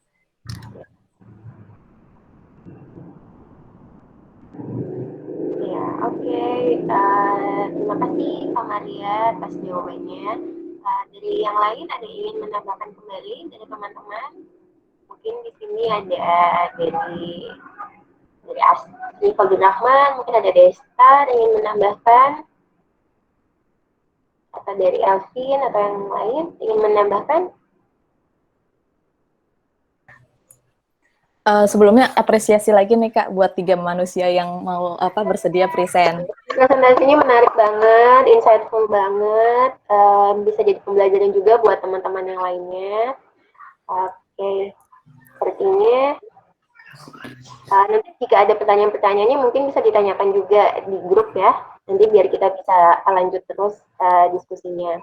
Untuk yang sekarang mungkin ada tambahan mengenai gambaran datanya itu seperti apa dari kakak-kakaknya, dari ada Kak Fauzan, mungkin ada Kak Rosita, yang menambahkan sebenarnya data yang diberikan untuk week 1 ini menggambarkan apa sih, apa yang bisa kita ambil, mungkin lalu kesimpulan-kesimpulan lainnya yang belum disampaikan oleh teman-teman itu, kesimpulan unik apa ya yang bisa disampaikan kepada klien misalnya. Silakan untuk Kak Fauzan. Oke. Terima kasih ya. Pertama tadi juga apresiasi buat teman-teman yang udah presentasi 3 tersebut, dan 3-tiganya tadi kalau kalian simak juga mempunyai sudut pandang yang berbeda ya. Ada yang melihat dari sisi oh ini tuh sebagai kantin, terus melihat pembelinya seperti apa, kemungkinan mungkin tadi ada yang menarik tuh, contoh Ido tadi dia meng-highlight kalau oh ini jangan-jangan yang makanan ini bisa buat bagi orang, berbagi jadi lebih sedikit, jadi belinya dikit aja tapi bisa buat banyak-banyak. Nah itu kan itu contoh highlight yang menarik kayak gitu, dan itu sudut pandang dari Ido. Nah, beda dengan saya, mungkin saya nggak ngelihat seperti itu kayak gitu. Nah atau yang tadi yang lain, atau dari Alvin tadi dia melihat dari profitable. Nah itu juga penting, mungkin di data ini belum ada, kita belum menghadirkan apa ya, kayak COGS, kalau bahasanya COGS itu kayak produksi ya, harga dari produksinya kan kita jualnya misal 12.000 tapi ternyata produksinya 6.000. Nah profit yang dimaksud Alvin mungkin dari 12.000 kurangi 6.000. Nah itu bagus gitu dari Alvin, punya ide, oke, kita harus menghadirkan profitnya. Jangan-jangan emang ini terjual banyak tapi secara profitnya itu cuma dikit, cuma 2.000 atau 3.000, jadi kurang. Nah makanya itu menarik gitu dari Alvin, ada gambaran dari profit, dari Ido tadi ada bagaimana ini kantin yang banyak yang beli kayak gitu. Nah terus juga tadi dari hari juga udah runtut, dari examnya juga bagus secara visual atau secara layoutnya juga udah runtut, dari awal dia udah menjelaskan proses yang dia lakukan seperti apa, terus runtut dari exam, terus penjelasan tiap masing-masing si deskriptifnya. Jadi mungkin yang perlu saya highlight secara data, mungkin kalian juga udah eksplorasi dan tadi udah dijelasin juga sama teman-teman. Ini ada data penjualan, kita bisa meng-highlight tuh ada transaksinya, ada transaksi. Jangan lupa tadi, kita perlu cek nih transaksi, jangan-jangan ini levelnya apakah unique transaksi, atau tiap satu row itu adalah satu transaksi atau bukan. Itu juga perlu di-highlight ya, teman-teman. Mungkin ada yang udah bener, oh satu row ini ternyata bukan satu transaksi, satu row ini masuk dalam satu transaksi, nanti satu transaksi itu ada unique ID-nya kayak gitu. Berarti tadi di distinct transaksinya, biar tahu total transaksinya berapa. Nah itu penting, distinct tiap value itu penting, dan memahami tiap data. Balik lagi yang pertanyaan tadi, yang awal kan mana harga, mana total lah. Memahami tiap kolom data itu sangat-sangat penting. Jadi ketika kita menerima brief, ketika menerima brief atau tugas atau goals yang ingin kita capai, memahami data ini part yang sangat penting gitu. Kita memastikan, dan jangan malu untuk bertanya. Ketika saya bekerja pun, ketika saya menerima brief, saya akan tanyakan ulang. Maksud dari brief ini apa, result yang diinginkan seperti apa, dan bahkan saya juga tanyain data yang dimaksudin data yang mana saja gitu, dan hasilnya atau perhitungannya kalau memang mau ada perhitungan yang beda, saya akan menanyakan juga perhitungannya seperti itu. Contoh, tadi revenue atau profit. Profit yang dimaksud oleh si requester atau si yang punya toko ini apa nih? Soalnya saya nggak punya data produksinya, saya nggak bisa ngasih profit. Oh ya udah nggak jadi gitu. Nah, kayak gitu kan perlu ditanyain kayak gitu. Jangan sampai dia mintanya apa, sedangkan datanya tidak ada, kita paksain gitu bikin. Nah, itu malah akan menyusahkan kita. Makanya part pertama yang paling penting adalah memahami, tadi mungkin dicatat, part pertama adalah memahami goals atau briefnya. Pastiin kalian paham dulu goals atau briefnya. Jangan malu untuk bertanya. Beneran, ini jangan malu untuk bertanya untuk siapapun, untuk requester. Ya dengan cara yang sopan ya, kita memastikan lah. Kita udah menangkap dan kita mencoba untuk memastikan. Dan part kedua adalah datanya. Pahami tiap detail datanya. Data ini banyak tadi. Distinct-nya apakah ini unik atau ini bukan unik. Terus tipe datanya penting. Terus masing-masing data ini keterkaitan dengan data yang lain itu seperti apa. Atau mungkin nanti dengan tabel yang lain. Itu mungkin kalau untuk kasus yang lebih besar ya. Oh ternyata untuk dari data transaksi ini, kalau saya mau masuk ke data membership tuh bisa loh nyambung. Si ID member ini nyambung ke data member. Nah, nanti kita untuk mungkin masuk ke ranah database, kita bisa join pakai ID si member ID, kayak gitu. Nah, itu memahami tiap-tiap titik, atau nanti di kode barang kan ada kode barang. Nah, itu kode barang itu mungkin nyambung ke tabel namanya tabel barang. Itu lebih detail di situ. Ada resepnya kah, atau ada harga produksinya. Nah, kita tadi untuk mencari profit ternyata harus nyambung ke tabel yang lain nih, harus nyambung ke tabel produksi. Nah, kayak gitu. Jadi memahami tiap titik datanya atau value datanya itu penting. Jadi memahami brief atau goals, tanyain apa yang perlu kalian belum jelas, pahami datanya, tipe data, terus keterkaitan antar data, dan juga value dari datanya, kategorinya dan sebagainya. Selanjutnya dari deskriptif. Nah, dari deskriptif sebenarnya kalau yang saya lihat udah luar biasa. Kalian udah bisa banyak, ada yang melakukan tadi yang saya jelasin, ada yang udah min, max, terus ada average-nya juga, ada yang udah pakai chart-chartnya juga menarik, ada yang chartnya juga menarik, ada yang bisa menggambarkan sesuatu hal yang wah bisa nih kepikiran seperti ini. Ada yang juga bahkan udah melakukan distribusi datanya kayak gitu. Oh ini normal, yang ini ada agak menjulur ke kanan. Nah, itu menarik, jadi gambaran kayak gitu distribusi datanya. Dan ada beberapa highlight yang menarik. Ada juga yang meng-highlight gini, mungkin kalian ini satu hal menarik. Kalian meng-highlight tadi beberapa, oh yang paling banyak cash gitu. Misalnya ada yang meng-highlight, oh yang paling banyak cash. Padahal kalau kita highlight lebih besar, yang paling banyak itu bukan cash, tapi cashless.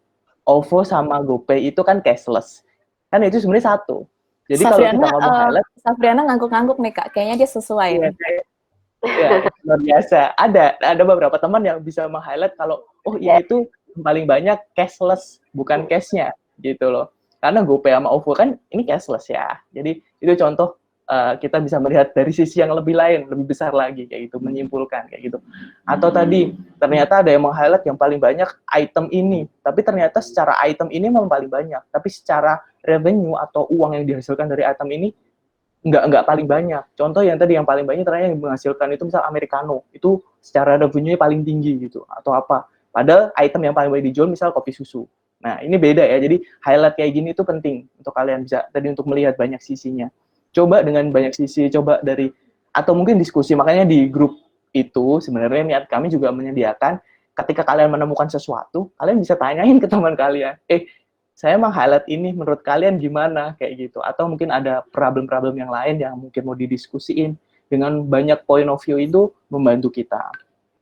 Selanjutnya mungkin secara visual udah beberapa udah bagus, udah runut, ada exam, terus ada grafik dan ada penjelasannya, terus ya udah ada kesimpulan interpretasinya bagus gitu. Nah, mungkin yang lain yang belum merasa kayak oh ya kayak kurang deh. Nah, itu perlu pembelajaran. Emang ini juga butuh pembelajaran yang butuh proses juga. Saya dulu juga nggak bisa kayak bikin PPT dari awal kayak urut poin-poinnya dan apa yang perlu saya highlight, itu juga enggak, tapi itu bisa dipelajari.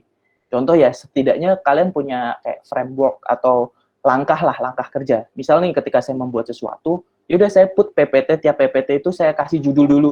Saya mau ngebahas apa di tiap PPT itu.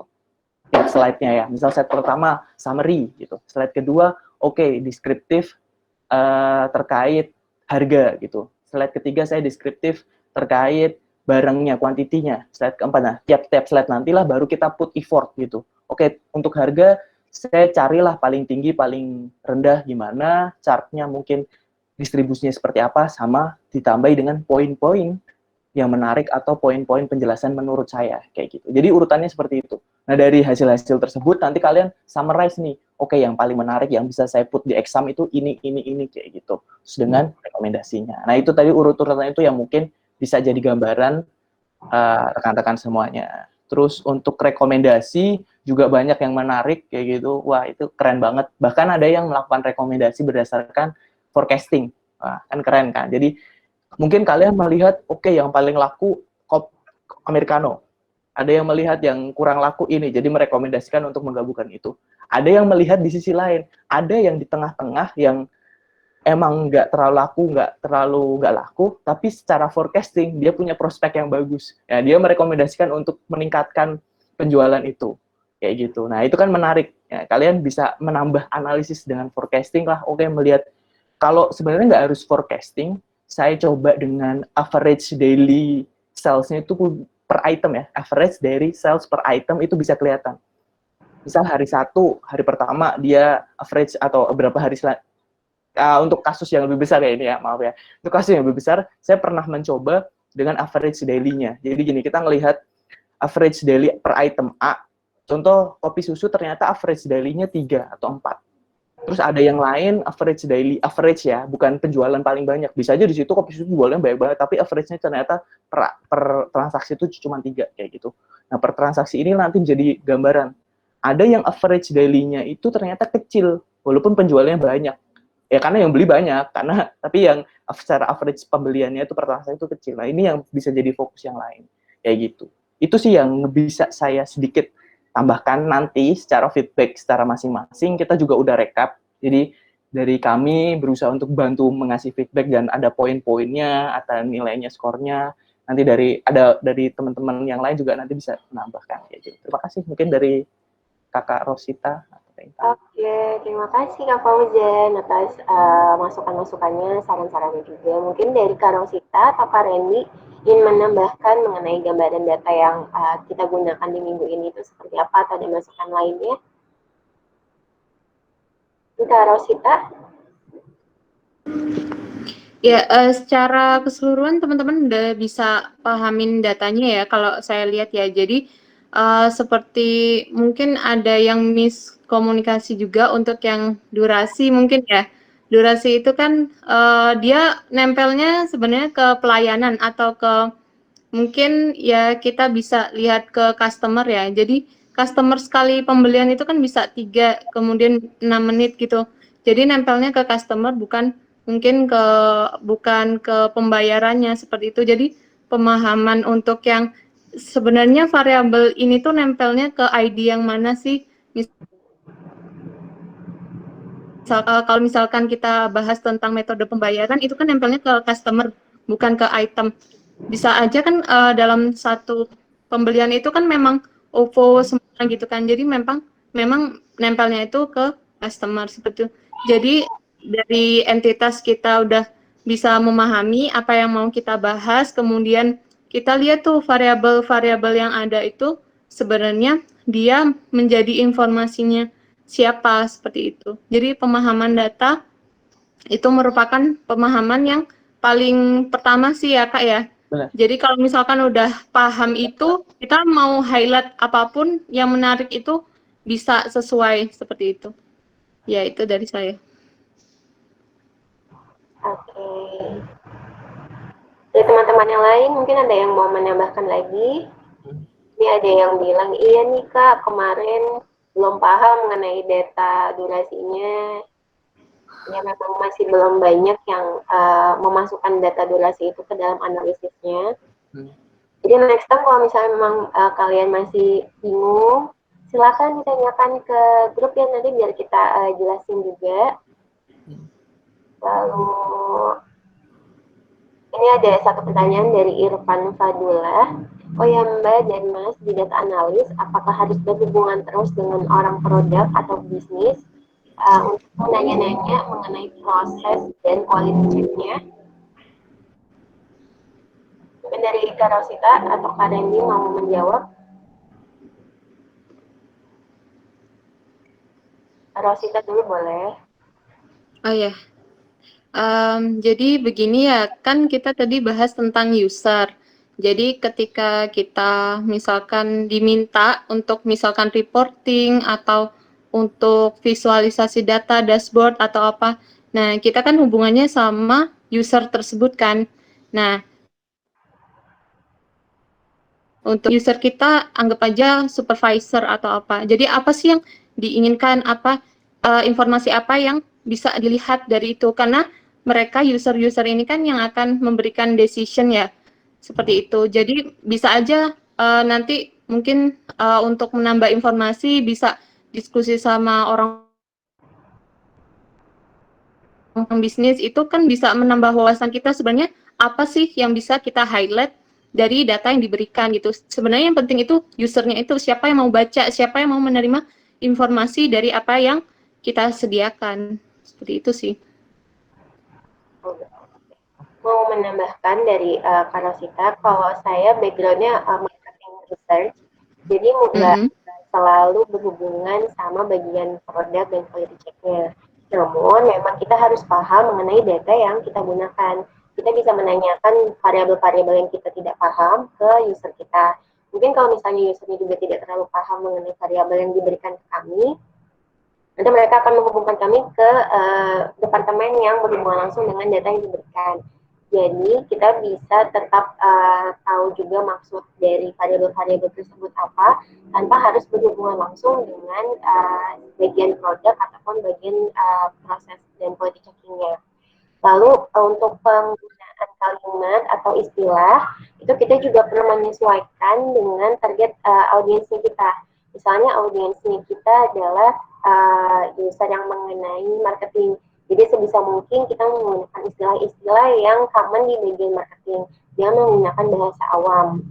Lalu misalnya kita presentasi ke bagian yang awam, orang-orang yang tidak terlalu mengerti marketing, tapi pembahasannya mengenai marketing, kita bisa menggunakan istilah-istilah yang lebih sederhana agar kliennya bisa lebih mengerti maksud dan hasil yang ingin kita sampaikan.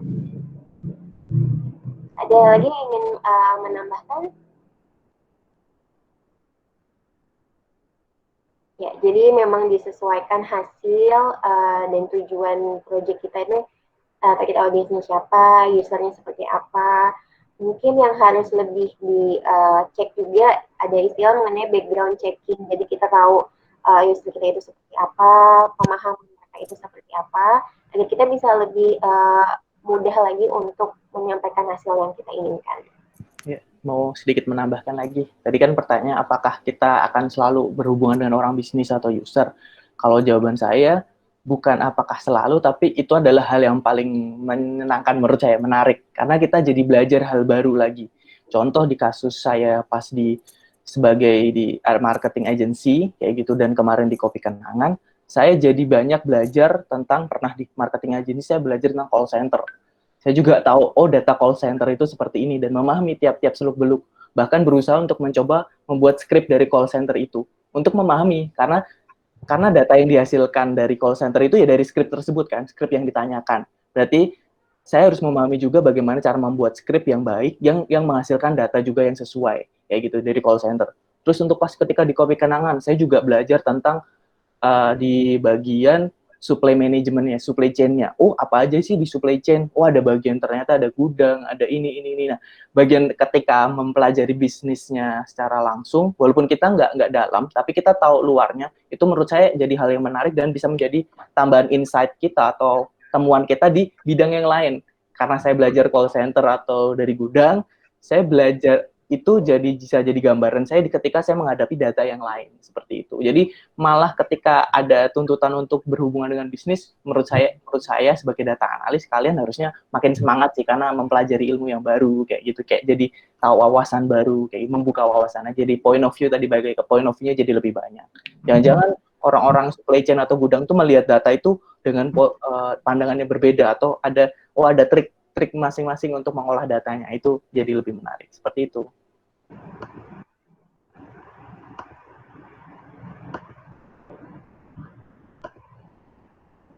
Ini ada pertanyaan dari Nurul Fitri Anissa. Saya mau tanya, untuk merekomendasikan sebagai data analis, apakah wajib rekomendasi dibuktikan dengan skema atau grafik jika rekomendasi diterapkan? Karena kita kan nggak tahu rekomendasi itu akan efektif atau tidak.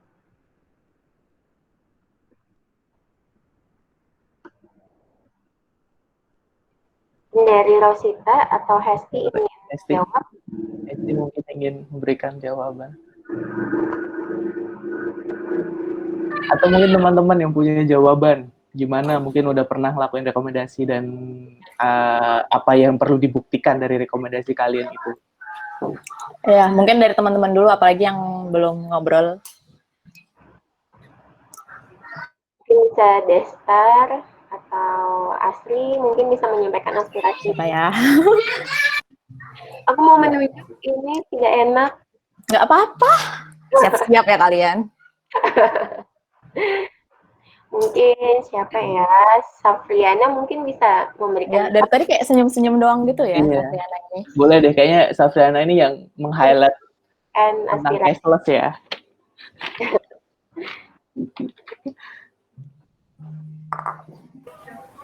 Tapi saya belum pernah ada pengalaman sih, cuman dari perspektif saya, menurut saya sebuah rekomendasi wajib dibuktikan sih, karena itu juga sebagai bentuk agar si yang meminta rekomendasi percaya gitu, apa yang kita rekomendasikan itu berdasarkan data yang memang didapatkan atau yang kita analisis sebelumnya. Cukup sih itu. Oke, terima kasih. Iya, bener banget sebenarnya menurut Safriana. Tapi nggak melulu, sebenarnya nggak melulu aplikatif. Tapi sebenarnya kalau misalnya kita ada level-level dari data gitu, hierarki dari data. Jadi sebenarnya data, informasi, insight, actionable item. Kemudian harusnya next step-nya itu adalah quantify impact of the actionable item being recommended gitu. Jadi baiknya kita nggak blindly bilang, oh kita mau ningkatin ini dong, oh kita bikin paket bundling yuk, oh kita bikin promo di hari ini yuk. Tapi kita tahu kalau misalnya, oh kita bikin promo di ini dengan ekspektasi nantinya akan peningkatan transaksi sekian %. Baiknya seperti itu, dan gimana caranya itu mungkin most of the approach will be from historical data digabungkan dengan metode apa yang akan kalian lakukan di next-nya. Misalnya peningkatan ini berarti coba proyeksikan dibikin peningkatan, forecast-nya seperti apa. Oh ternyata segini, sehingga kalian bisa mention, oh gue rekomen kita buat adain suatu hal di hari ini dengan ekspektasi segini. Again, it's not always aplikatif untuk semua case, karena itu adalah best case skenario-nya. Kita harusnya bisa actionable item plus quantify impact. Tapi nggak melulu itu aplikatif gitu. Nah, itu menjawab, Nurul?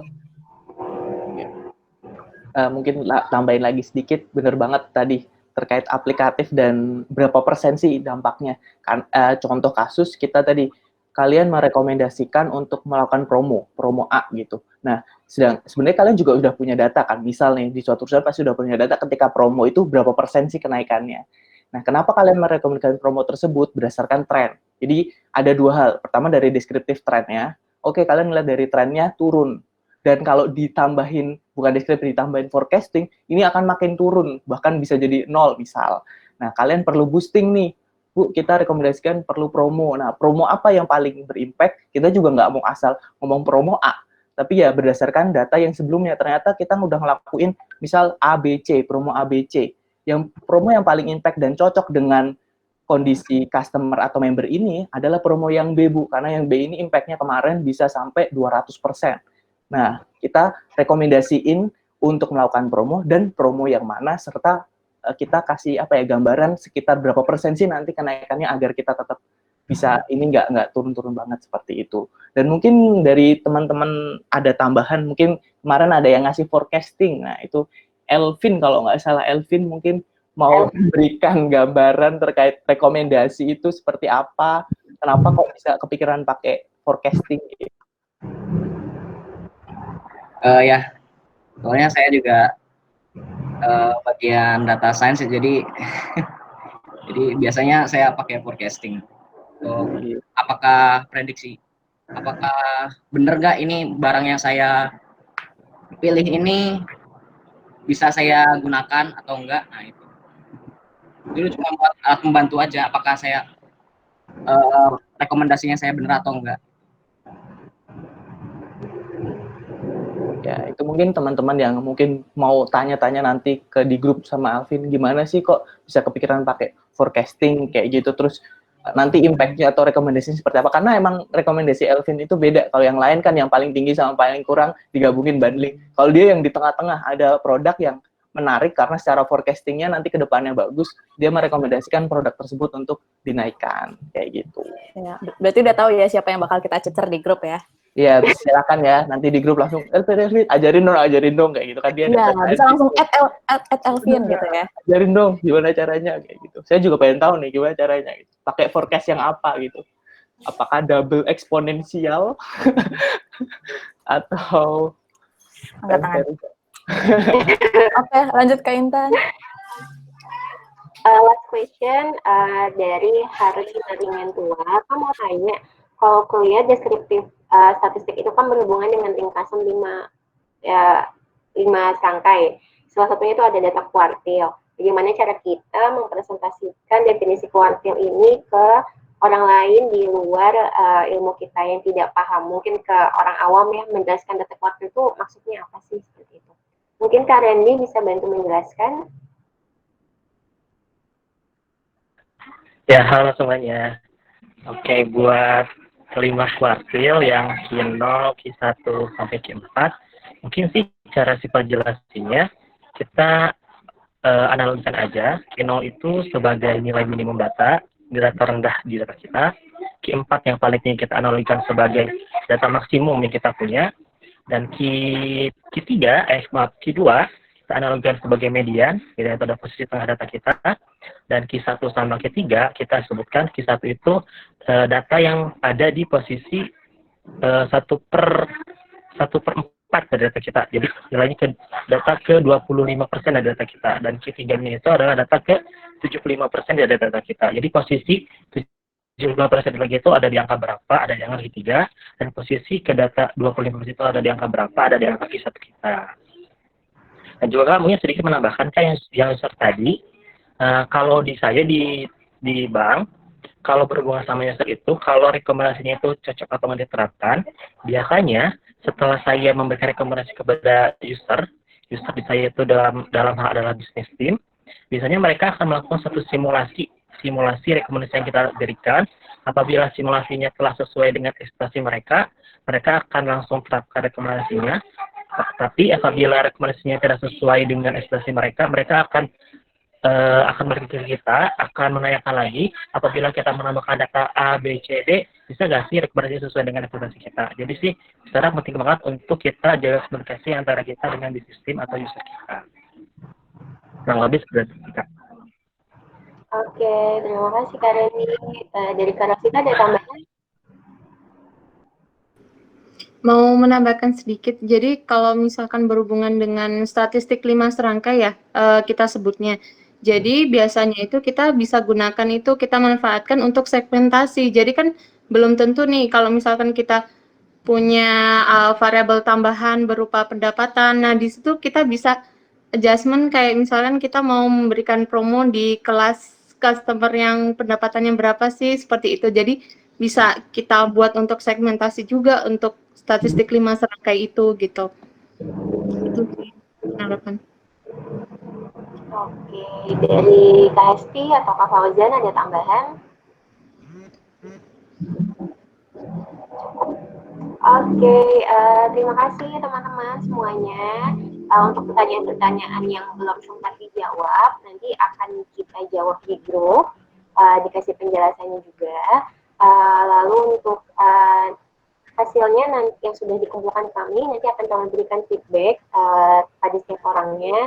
Lalu tadi juga ada yang menanyakan apakah materi yang di-share hari ini akan di-share juga ke teman-teman. Iya, nanti akan kita share juga materi dari Kak Fauzan, lalu dari teman-teman yang presentasi tadi ada Hari, ada Ibnu, lalu ada Alvin juga, nanti kita akan share juga. Lalu rekaman hari ini juga kan kita share juga, jadi nanti kalian bisa play lagi, didengarkan lagi, siapa tahu ada hal-hal yang belum tercatat, jadi bisa sambil didengarkan lalu dicatat kembali. Terima kasih semuanya atas kehadirannya hari ini. Terima kasih juga atas presentasi kami. Selanjutnya kita akan di minggu kedua kita akan lanjut dengan sesi yang berbeda, dengan materi yang berbeda juga. Nanti akan kita kirimkan materi dan datanya di hari Senin. Sebagai teaser minggu depan kita akan belajar mengenai statistika inferensia. Dia akan ada model dari kami juga, dan silakan ditanya-tanya apabila ada yang bingung mengenai materi dan datanya gitu. Oke, dari Kak Hesti mau menyampaikan sesuatu? Ada. Aku sibuk malah ngechat.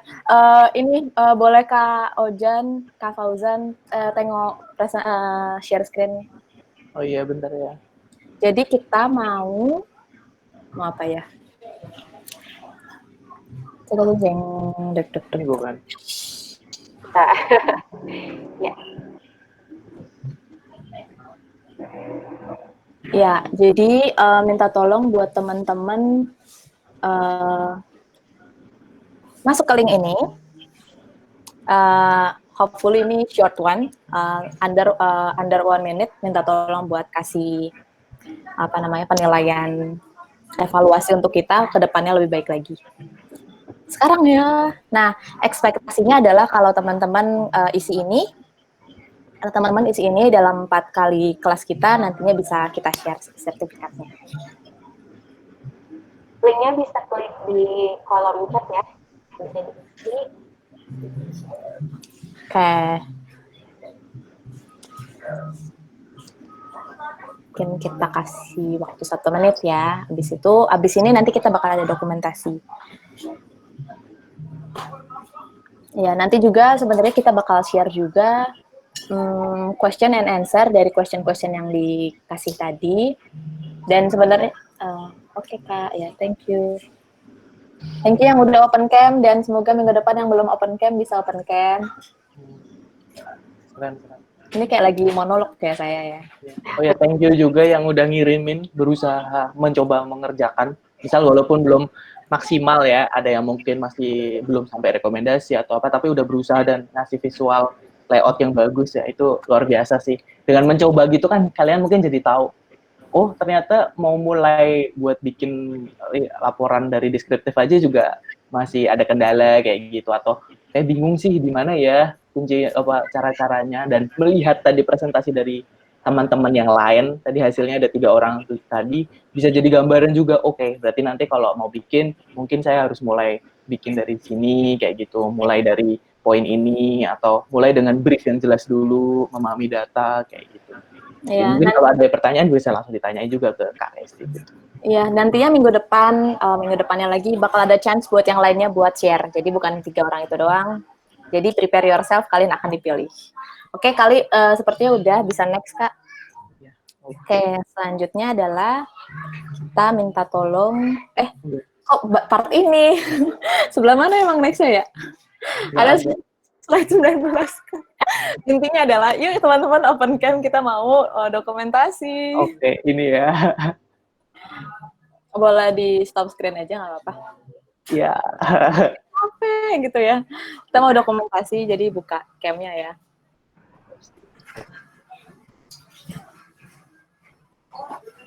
Mungkin counting dari Hesti kali ya. Ian dan Nurul mungkin bisa join dengan memperlihatkan wajahnya. Terus muka saya katanya. Siap. Ya, bentar ya, ini laptop belum dimatiin 2 minggu, jadi... Waduh, kerja terus ya. Luar biasa. Oke. 1, 2, 3. Ada nih yang belum open sih, ya nggak usah disebut lah namanya lah. Bentar sekali lagi teman-teman. Ya, gaya ya. 1, 2, 3. Mungkin boleh dari Kak Intan sekali lagi, maaf ya guys. Soalnya kita masih belum ngeh gimana cara grade all. Jadi kayak, ya gantian aja. Ya, 1, 2, 3. Oke, thank you. Oh, yang mau minta tolong juga nih buat teman-teman mungkin bisa share kegiatan hari ini di sosial media teman-teman, lalu nanti tag anakdata.id ya. Biar teman-teman lainnya juga mungkin bisa jadi follow kita juga untuk dapat pembelajaran lebih lagi mengenai how to become data analyst.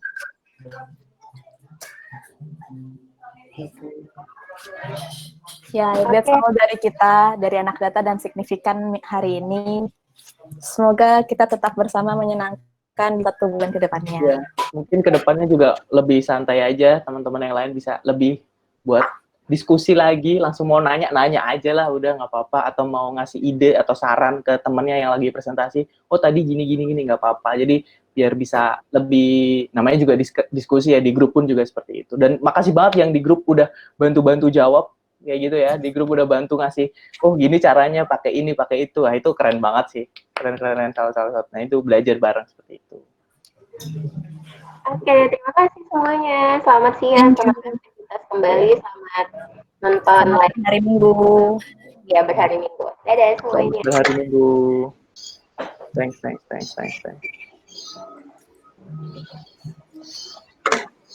kasih semuanya. Sama-sama. Thank you, Kak. Thank you. Terima kasih, Kak. Ya. Terima kasih Mas Mbak. Ya, sama-sama. Mantap, makasih Kak. Mantap. Freddy, minggu depan buka kamera ya, Via. Emang yang lain pada buka ya Kak? Iya Kak, kalau bangunnya cepat saya buka. Kirain yang lain nggak pada buka, jadi ikut nggak buka. Enggak, sayang, emang semuanya buka kecuali Oh iya, saya pakai HP soalnya. Oh ya udah, minggu depan ya.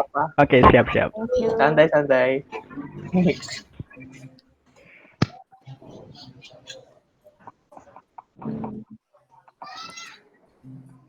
Oke, kakak. Masih ada Freddy. Masih ada KJ. KJ suruh pergi.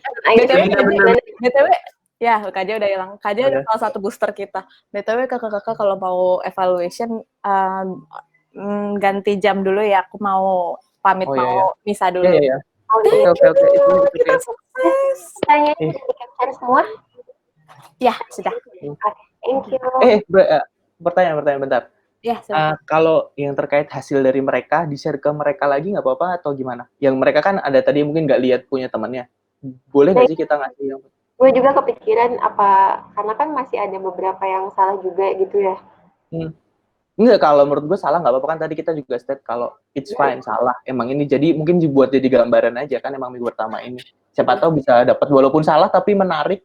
Ada kan kayak tadi si Alvin kan salah, tapi menurut gue menarik secara flow-nya kayak gitu. Iya, sebenarnya dia ya itu sih ada plus minusnya sih semuanya. Iya. Ini di-compile aja kali ya, di-compile satu folder. Nanti mereka bisa akses ke situ gitu ya. Nggak apa-apa buat itu. Oke, sip. Thank you semuanya. Oke, siap. Thank you Kak Selamat Ojan, berhari Minggu. Kak Intan, terima kasih Semangat banyak. See kepada you lagi. ISP.